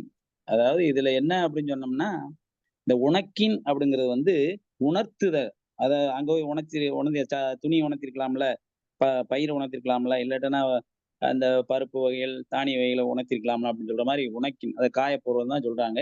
அது தொடி புழுதி. அதாவது புழுதி அப்படிங்கிறது வந்து ஒரு பழம் இருக்கக்கூடிய அளவுல இருக்கக்கூடியதை வந்து கால் பழமாக வந்து உணர்த்தணும். அப்படி உணர்த்தும் போது நீ வந்து ஒரு கைப்பிடி அளவு கூட நீ உரம் போட வேண்டியதில்ல, தன்னை போல வளர்ந்துரும், செடி வந்துரும் அப்படின்னு சொல்ற மாதிரி சொல்றாங்க.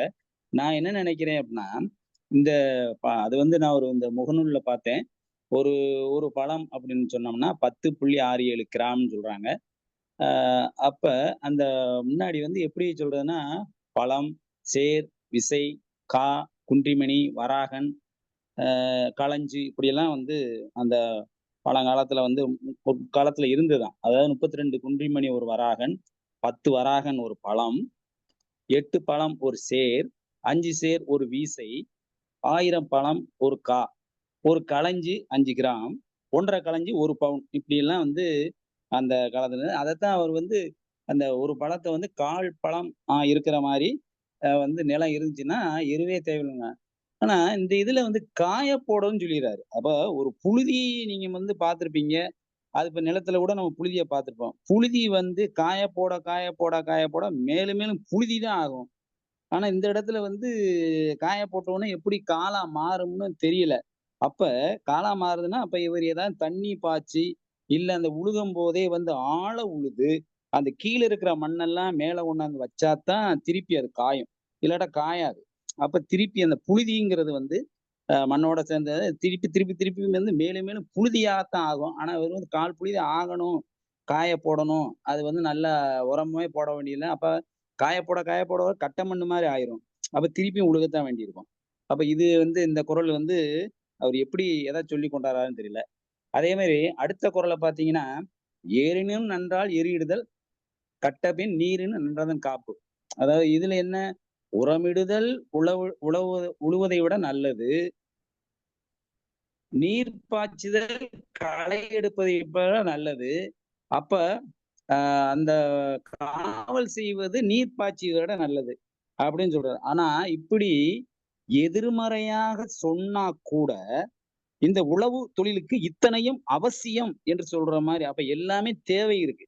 உழவும் தேவை இருக்கு, ஏரும் தேவை இருக்கு, களையும் எடுக்க இருக்கு, நீரும் பாய்ச்ச வேண்டியிருக்கு, காவலும் செய்ய வேண்டியிருக்கு. அப்ப எல்லாமே வந்து இந்த குறள்ல வந்து பாத்தீங்கன்னா எல்லாமே எதிர்மறை கருத்துவோட இருக்கும்.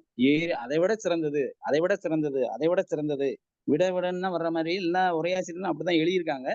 ஆனா இருந்தா கூட இது வந்து அத்தனை வேலைகளும் உழவு தொழில் சிறப்பாக அமைவதற்கு கட்டாயம் வேண்டும் என்று நிலைநிறுத்துவதாக அமைந்த குறளாக அமைகின்றது.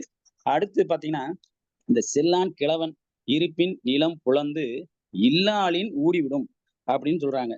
இது நம்ம நிறைய உரையாசிரியர்லாம் என்ன சொல்றாங்கன்னா, நீ நிலத்தை போய் பார்க்கலையா, விளைச்சிட்டு வந்துட்ட, அது பாட்டு விளைஞ்சு வந்துடும், நம்ம இன்னும் ஒண்ணும் பண்ண வேண்டியதில்ல, செய்ய வேண்டிய நீ பார்க்கலைன்னா, கவனிக்கப்படாத மனைவி போல அவர்களுக்கு வெறுப்பு தட்டி விட்டு நாளடைவில் வந்து பிணக்கு ஏற்பட்டு விடும் அப்படின்னு சொல்ற மாதிரி எழுதியிருக்காங்க. நான் வந்து அத கொஞ்சம் மாத்தி யோசிச்சு மனைவிக்கு வேண்டியதில்லை. அவன் என்ன சொன்னா, செல்லான் கிழவன், அதாவது அந்த நிலத்துக்கு சொந்தக்காரன் என்னை விளைத்து விட்டு அங்கே செல்லவில்லை என்றால் அந்த நிலமே என்ன செய்யுதுன்னா, சரி நம்ம ஆளுதான் வரல, நம்ம என்ன செய்வோம், நமக்கு சம்பந்தப்படாத ஆள் இல்லாத ஆளிடம், இந்த நிலத்துக்கு சம்பந்தப்படாத ஆளிடம் நம்ம வந்து சேர்ந்துக்கிட ஊழல் கொண்டு விட வேண்டியதான் அப்படின்னு சொல்லிட்டு, இந்த நிலமே அவரை வந்து வஞ்சித்த மாதிரி நம்ம இதை எடுத்துக்கலாம். இதை வந்து மனைவி அப்படின்னு சொல்றதை விட நம்ம இப்படி நிலம் புலந்து, நிலம் வந்து தன்னிலையை மறந்து ஆளின் இந்த நிலத்துக்கு இல்லாத ஆளோட ஊடிவிடும், ஊழல் கொண்டு விடும் அப்படின்னு சொல்லி எடுத்துக்கலாம்னு நான் நினைக்கிறேன். அது என்னுடைய சிந்தனை தான். மற்றவர்கள் எப்படி வேணாலும் சிந்திக்கத்தான். மற்றபடி இந்த உளவு அதிகாரத்தை ரொம்ப சிறப்பா சொன்னாங்க உஷா அம்மையார் அவர் வந்து உண்மையிலேயே இந்த உளவு வந்து அதிகாரத்தை எடுத்திருக்காங்கன்னா, அவங்க பல காலம் அந்த விவசாய சம்பந்தப்பட்ட ஏரியா, சிவகங்கை ஏரியான்னு சொன்னாங்க. சிவகங்கையில வந்து நல்லா விளையும். நானும் சிவகங்கையில வந்து 4 வருஷம் அங்க காளையார் கோயிலே வேலை பார்த்திருக்கிறேன். என்ன காளையார் கோயில் வந்திருக்கேன், நிறைய இடங்களுக்கு போயிருக்கிறேன். எல்லா பயிருமே சிறப்பாக வளரும். அங்க உழைக்கூட்ட உழவர்கள் வந்து அந்த உழவு தொழில அவ்வளவு அவங்க சொன்ன மாதிரி குலசாமி போல, தெய்வம் போல கருதி அந்த வேலையை பார்ப்பாங்க.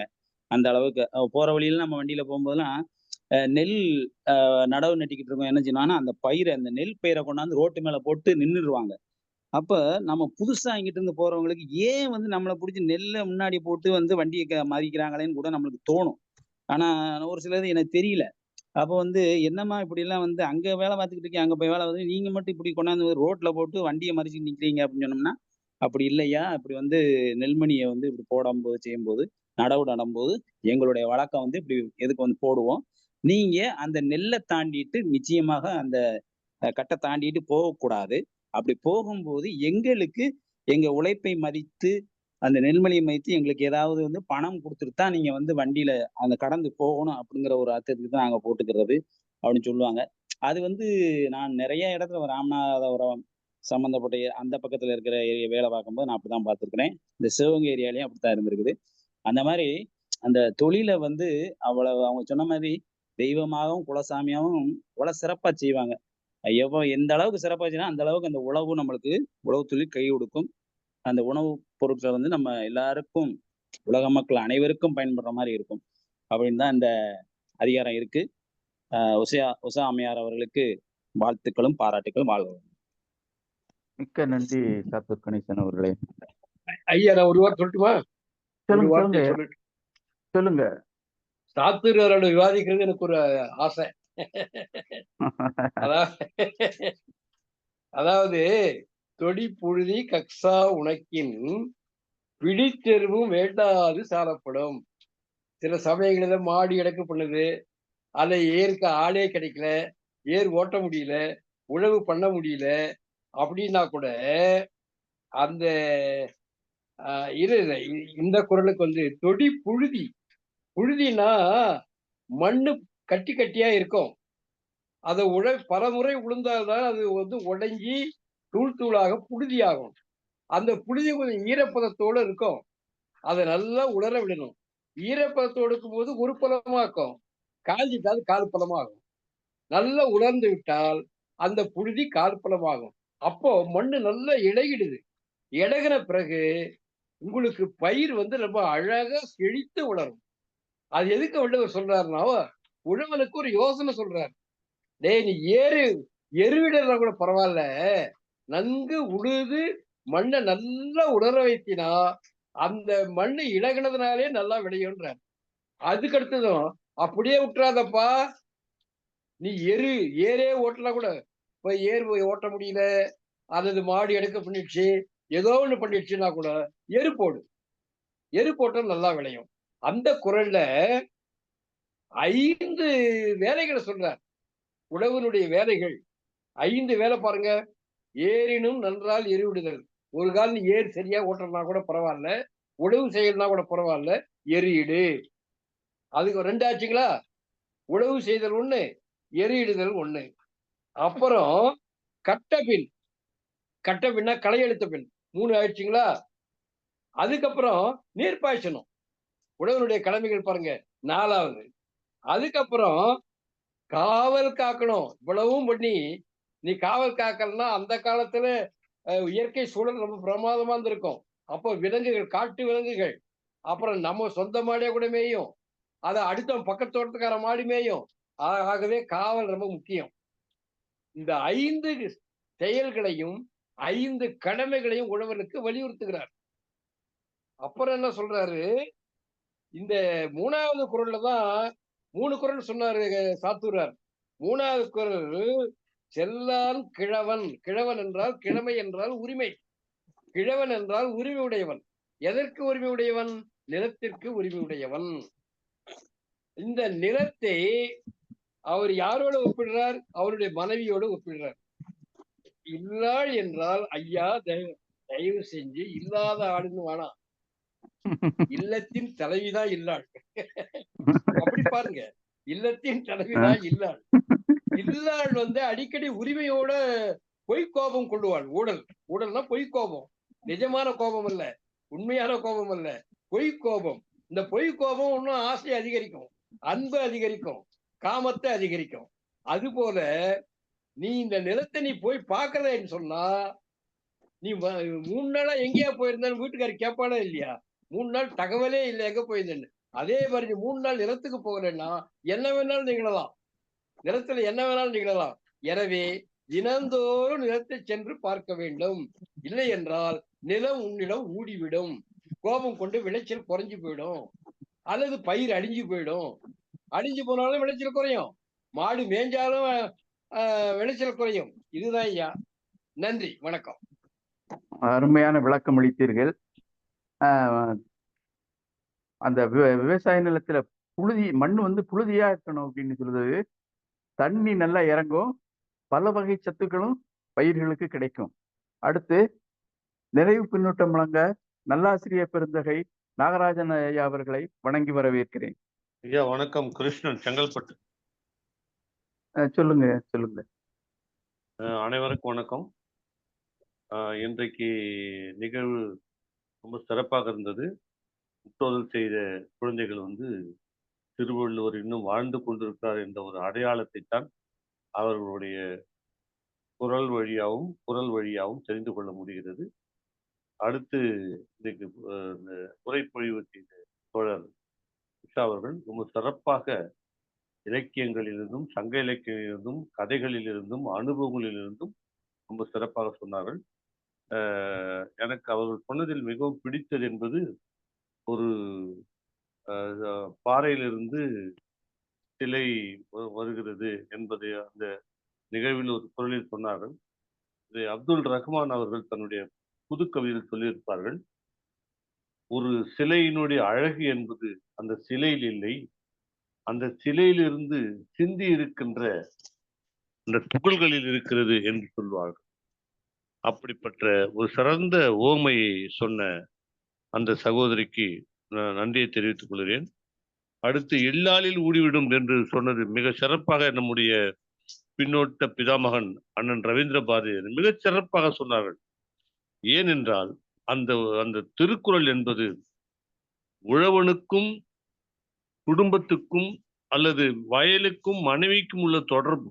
அதை இப்படி சொன்னால்தான் எல்லாருக்கும் புரியும் என்பது போல மிக சிறப்பாக இல்லாளில் ஊடிவிடும் என்று சொல்வது இதைவிட சிறப்பாக யாரும் சொல்ல முடியாது. ஒரு விவசாயி என்பது தன்னுடைய நிலத்தை அவன் சுற்றி சுற்றி வர வேண்டும். எப்படி என்றால், அன்புள்ள ஒரு மனைவியை அவன் எப்படி சுற்றி வருவானோ, அவள் எப்படி அன்பை பொழிவாளோ, அவள் எப்படி இல்லறத்தை பாதுகாப்பாளோ, அதே மாதிரி வயலை சுற்றி வந்தால் வயல் சிறப்பாக இருக்கும், விளைச்சலை தருக்கும் என்ற ஒரு அருமையான விஷயத்தை சொன்ன தோழர் வள்ளுவத்தை சொன்ன மிக சிறப்பாக சொன்ன தோழர் நம்முடைய அண்ணன் ரவீந்திர பாரதி அவர்கள் சிறப்பாக சொன்னார்கள். அதற்கு அடுத்தது எனக்கு பிடித்த ஒன்று என்றால், இல்லை என்று ஒருவன் சொன்னால் அதைவிட வருத்தமான விஷயம் ஒன்றும் இல்லை என்பதுதான். அப்படி சொல்லக்கூடாது என்பதை கவிஞர் தாரா பாரதி என்ற ஒரு அறிஞன் சொன்னான். வெறுங்கை என்பது மூடத்தனம், விரல்கள் 10 மூலதனம், கருங்கல் பாறையும் நொறுங்கி விழும், உன் கைகளில் பூமி சுழன்று வரும் என்று. ஆனால் யார் ஒன்னால் எங்கள் கண்ணில் ஒன்றும் இல்லை, எனக்கு வருமானம் இல்லை, நான் ஏழையாக இருக்கிறேன், என்னால் எதுவும் முடியவில்லை என்று சொல்லிவிடலாம். ஆனால் விவசாயி என்பவன் என் கையில் ஒன்றும் இல்லை, என்னிடம் எதுவும் இல்லை என்று சொல்லக்கூடாது, அது அவனுக்கு அவமானம் என்று அருமையாக வள்ளுவர் சொல்லியிருப்பது மிக சிறப்பான விஷயம். இதில் என்ன ஒரு சிறப்பு என்றால், இங்கே உரைப்பொழிவு செய்த உஷா அவர்களை நான் கவனித்துக் கொண்டிருந்தேன். ஆரம்பத்தில் என்ன குரலில் உயர்த்தி இந்த நிகழ்வை ஆரம்பித்தார்களோ அந்த ஆர்வத்தோடு, அதே குரல் வளத்தோடு, அதே இசையோடு, அதே உரத்தோடு இந்த நிகழ்வை சிறப்பாக சொன்னார்கள். அதுக்கு அடுத்தது அறச்செல்வி அம்மா அவர்கள் தங்களுடைய அனுபவத்தை, அவர்களுடைய புன்செய் நிலையத்திலிருந்து அனுபவத்தை சொன்னார்கள். அதெல்லாம் ரொம்ப சிறப்பாக இருந்தது கேட்பதற்கு. அப்படிப்பட்ட ஒரு சிறந்த பின்னூட்டத்தை வழங்கிய அறச்செல்வி அம்மா அவர்களுக்கும் மற்ற நான் வழக்கமாக இந்த சாத்தூரார் அண்ணன் அவர்களுக்கும் நன்றியை தெரிவித்துக் கொண்டு, வாய்ப்பு நல்கிய தமிழ்நாடு கலை இலக்கிய பெருமன்றத்துக்கும் இந்த நிகழ்வை சிறப்பாக நடத்தி கொண்டிருக்கின்ற மாநில பொதுச் செயலாளர் மருத்துவர் ஐயா அறம் அவர்களுக்கும் நன்றியை தெரிவித்துக் கொண்டு விடைபெறுகிறேன். நன்றி, வணக்கம். மிக்க நன்றி ஐயா. அடுத்து நல்லாசிரியர் பெருந்தகை பின்னூட்டம் அளிக்க வாங்க. மாமன்றத்தை மகிழ்வோடு வணங்குகின்றேன். இன்றைக்கு உள்ளம் இவ்வாறு நினைக்கிறது, இந்தியாவின் முகவரியே முதுகெலும்பே உழவுதான். ஆனால் ஆச்சரியம், இப்படி இந்த உழவுக்கு வருகிற நல்ல ஒரு உயர்ச்சி, வரவேண்டிய உயர்ச்சியை மன்றம் மறுபடி புடம்போட்டு புதுப்பித்திருக்கிறது. அதற்கு முதற்கண் பாராட்டுகள். அது ரொம்ப ஆச்சரியம். ஒரு பெண் அந்த உழவை சொல்லுகிற பொழுது மிக பொருத்தம் என்று கருதுகிறேன். ஏனென்றால் அறச்செல்வி சகோதரி தயாரான முறையை சொன்னார்கள். ஒரு விவசாய குடும்பத்துல பேராசிரியர் இளவல் ரொம்ப அற்புதமா சொன்னார். செல்வகணபதி சொல்லுகிற பொழுது எங்களுக்கு பயிரை விளைவிக்கின்ற நல்ல ஆசான், அதே நேரத்தில் பயிரை விளைவிக்கும் நல்ல ஆசான். அதனால்தான் இந்த நாற்றங்கால்கள் வெற்றி பயிர்களாக உலா வருகின்றன. உள்ளத்தை உருக்கியது, நாங்கள் எல்லாம் விவசாயம் செய்கிறோம், எங்களை மதியுங்கள், எங்கள் தொழிலை மதியுங்கள் என்று சாத்தூரார் அவர் பணியாற்றிய காலங்களில அந்த விவசாய பெருமக்கள் பேசுவதை மனக்கண் முன் கொண்டு வந்தார். ஆக்கி ஐயாவினுடைய ஆதங்கம் மிக அற்புதமானது. வாஸ்ட் ரீடர்னா இப்படித்தான் இருக்கணும். பழைய செய்தி ஆனால் புதிய மொந்தை, பழைய கள் ஆனால் புதிய குடம், பழைய தேன் ஆனால் புதிய மருந்து. ரொம்ப அற்புதம். ஆக்கி ஐயா இன்றைக்கு உள்ளத்தை தொட்டு விட்டார். நான் 2-3 நாட்களா பார்க்கிறேன். என்னை அழைக்கிற பொழுதெல்லாம் யாராவது ஒருவர் குறுக்கிடுவார். நேற்றைக்கு மருது நாகராஜன் சகோதரர், ஆக்கி ஐயா. அப்போ நான் நினைச்சேன், செவாலிய விருதுக்காக அழைக்கிறார்கள். சிவாஜி கணேசன் கிட்டத்தட்ட he who is the representative of the whole actors from South Zone என்று சொல்லுகிற பொழுது 6 முறை அழைத்தார்களாம். அப்போ ஏன் 6 முறை மறுபடியும் அனுப்பிச்சிங்கன்னா, அவர் நடந்து வர ஸ்டைலை ரசிக்கிறதுக்காகவே அவரை வேணும்னே தடை பண்ணி நிறுத்தினாங்கன்னு சொல்லுவார்.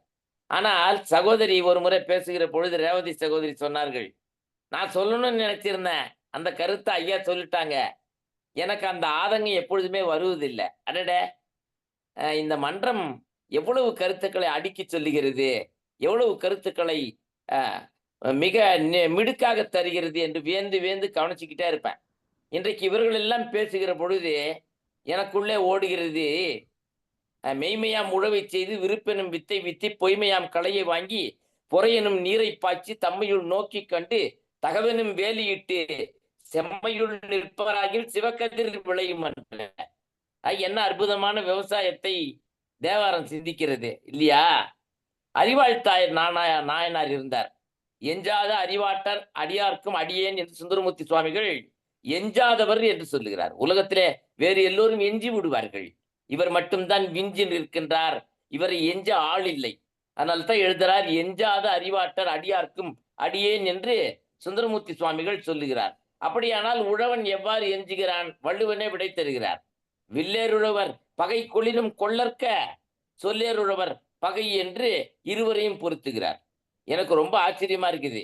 நிஷா என்பது மாலை நேரம், உஷா என்பது வைகறை நேரம். ஆச்சரியம், இங்கே இரவிலே இந்த நிலா இவ்வளவு சூரியனாய் பிரகாசிக்கிறதே, இது நிஷாவா உஷாவா?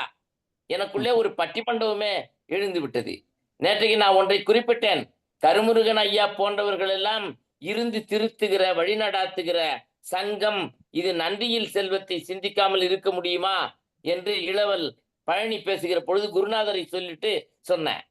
அப்போ நம்மை பொறுத்தளவில் ஒரு சுவடி என்பது என்னதான் நாம வனலாவ் உயர பறந்தாலும் நம்முடைய விவசாயம் என்பதை மறக்க முடியவில்லை, மறக்க கூடாது. பிரம்மா தன்னுடைய பணியை நிறுத்திவிட்டு யோசனையில் ஆழ்ந்தானாம். உழவன் உழுது கொண்டே இருந்தானாம். அழைத்தாராம், ஏப்பா மழையே இல்லை, நீ பாட்டிலேயே உழுதுகிட்டே இருக்கிய. அப்ப சொன்னானா, என் கலை நான் மறந்து போக இயலாது, என் ரத்தம் நான் நின்று போக முடியாது, என் இதயம் நான் நிறுத்திவிடக் கூடாது என்று சொன்னானா. அப்போ தொழிலை இவ்வாறு நேசிக்க வேண்டும் என்பதை இது எடுத்து காட்டுகிறது அல்லவா? ஆகையினால நாஞ்சிலும் ராட்டையும் நாட்டின் ஈரல் என்று சொல்வதற்கு முழு தகுதியை மன்றம் மறுபடி கக்ஸா உணக்கவில்லை, தூசி தட்டி எடுக்கிறது. பாராட்டுகின்றேன். உண்மையிலேயே நமக்கு ஒரு சிறப்பு உண்டு தமிழர்களுக்கு.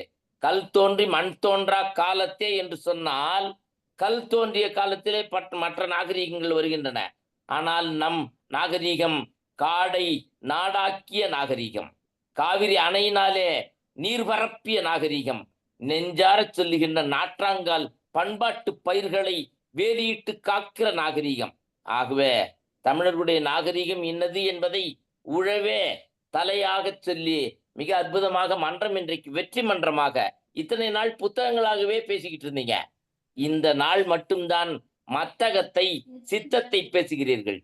ஐயா சொல்றாங்க, ரவீந்திர பாரதி ஐயா, அமைதியா இருப்பா, ரவீந்திர பாரதி ஐயா சொல்லுகிறார்கள், யார் ஒருவர் பசியை மறந்து வாழ முடிகிறது என்று கேட்கிறார். திருவிக்கா சொல்லுவார், துறவு என்பது பொய்க்கோலம், இயற்கைக்கு மாறான வாழ்க்கை எங்கேயும் இல்லை, உண்ணா நோன்பு என்பதெல்லாம் தேவையற்றது என்று திருவிக்கா சாடுவார். காரணம், பொது உடைமை ரத்தம். அது திருவிக்கா என்பது பொது உடைமை ரத்தம். ஆகையினாலே இந்த மன்றம் இன்றைக்கு வெற்றி மன்றம்.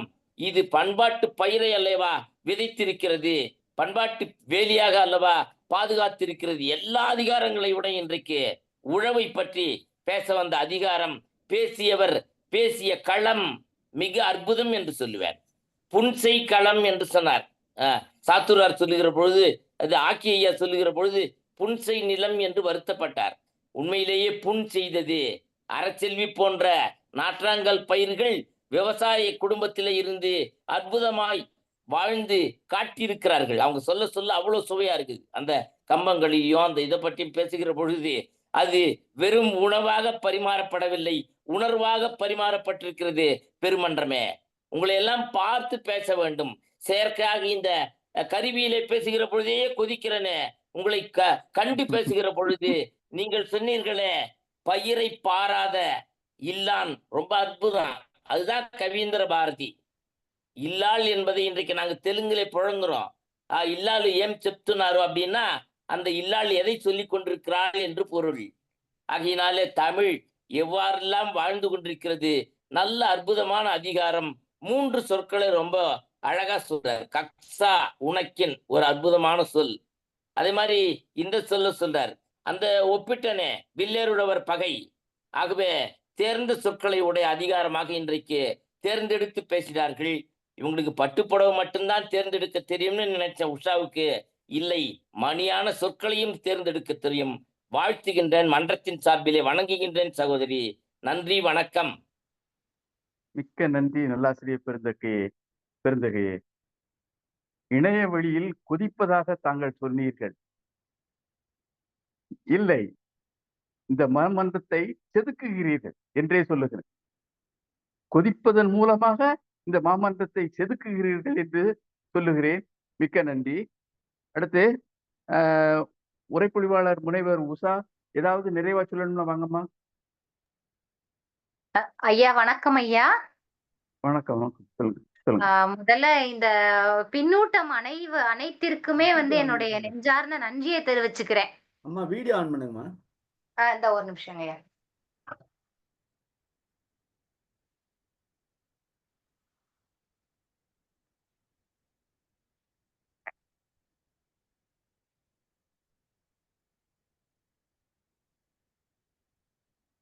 இந்த பின்னூட்டம் அனைத்திற்குமே என்னுடைய நெஞ்சார்ந்த நன்றியினை நான் தெரிவித்துக் கொள்கிறேன்.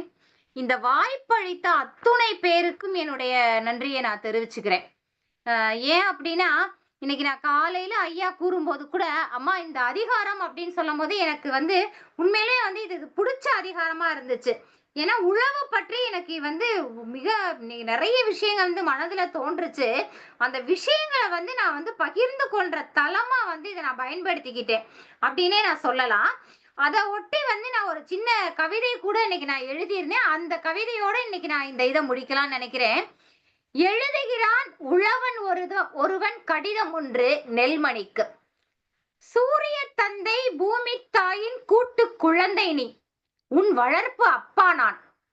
பூமி தாயின் மடியில் நின்று முட்டி மோதி கண் திறந்து சிரிக்கிறாய் உன் தந்தை முகம் கண்டு.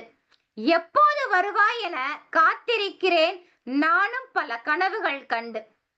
விதை நெல்லுக்கு கடன் வாங்கிய முதலியார், உரம் போட கல்தோடு களத்தி தந்த மூத்த பொண்ணு, நாற்று நட நல்வழி நல்கின லட்சுமி மகளிர் குழு, களை எடுக்க கை கொடுத்து காப்பாற்றிய பக்கத்து வீட்டு கருப்பசாமி என அனைவருக்குமே பதில் சொல்ல நீ இருக்கிறாய் என்ற நம்பிக்கையில் மட்டுமே என் உடம்பில் ஓடிக்கொண்டிருக்கிறது குருதி, ஒட்டி கொண்டிருக்கிறது உயிர். ஓடிக்கொண்டிருக்கிறது குருதி, ஒட்டி கொண்டிருக்கிறது உயிர். சில நேரம் வானம் பார்த்த பூமியின் மகள் நீதான், பல நேரம் என் மானம் காத்த சாமியும் நீதான். நீ தாகம் கொண்டு தவித்த போதெல்லாம் செழுமையாக்கினேன் உன்னை. உப்பு கரைக்குது என்று வருத்தம் கொள்ளாதே, ஏனெனில் அந்நீரில் கலந்து வருவது என் வியர்வை துளியின் சொட்டு நீர்.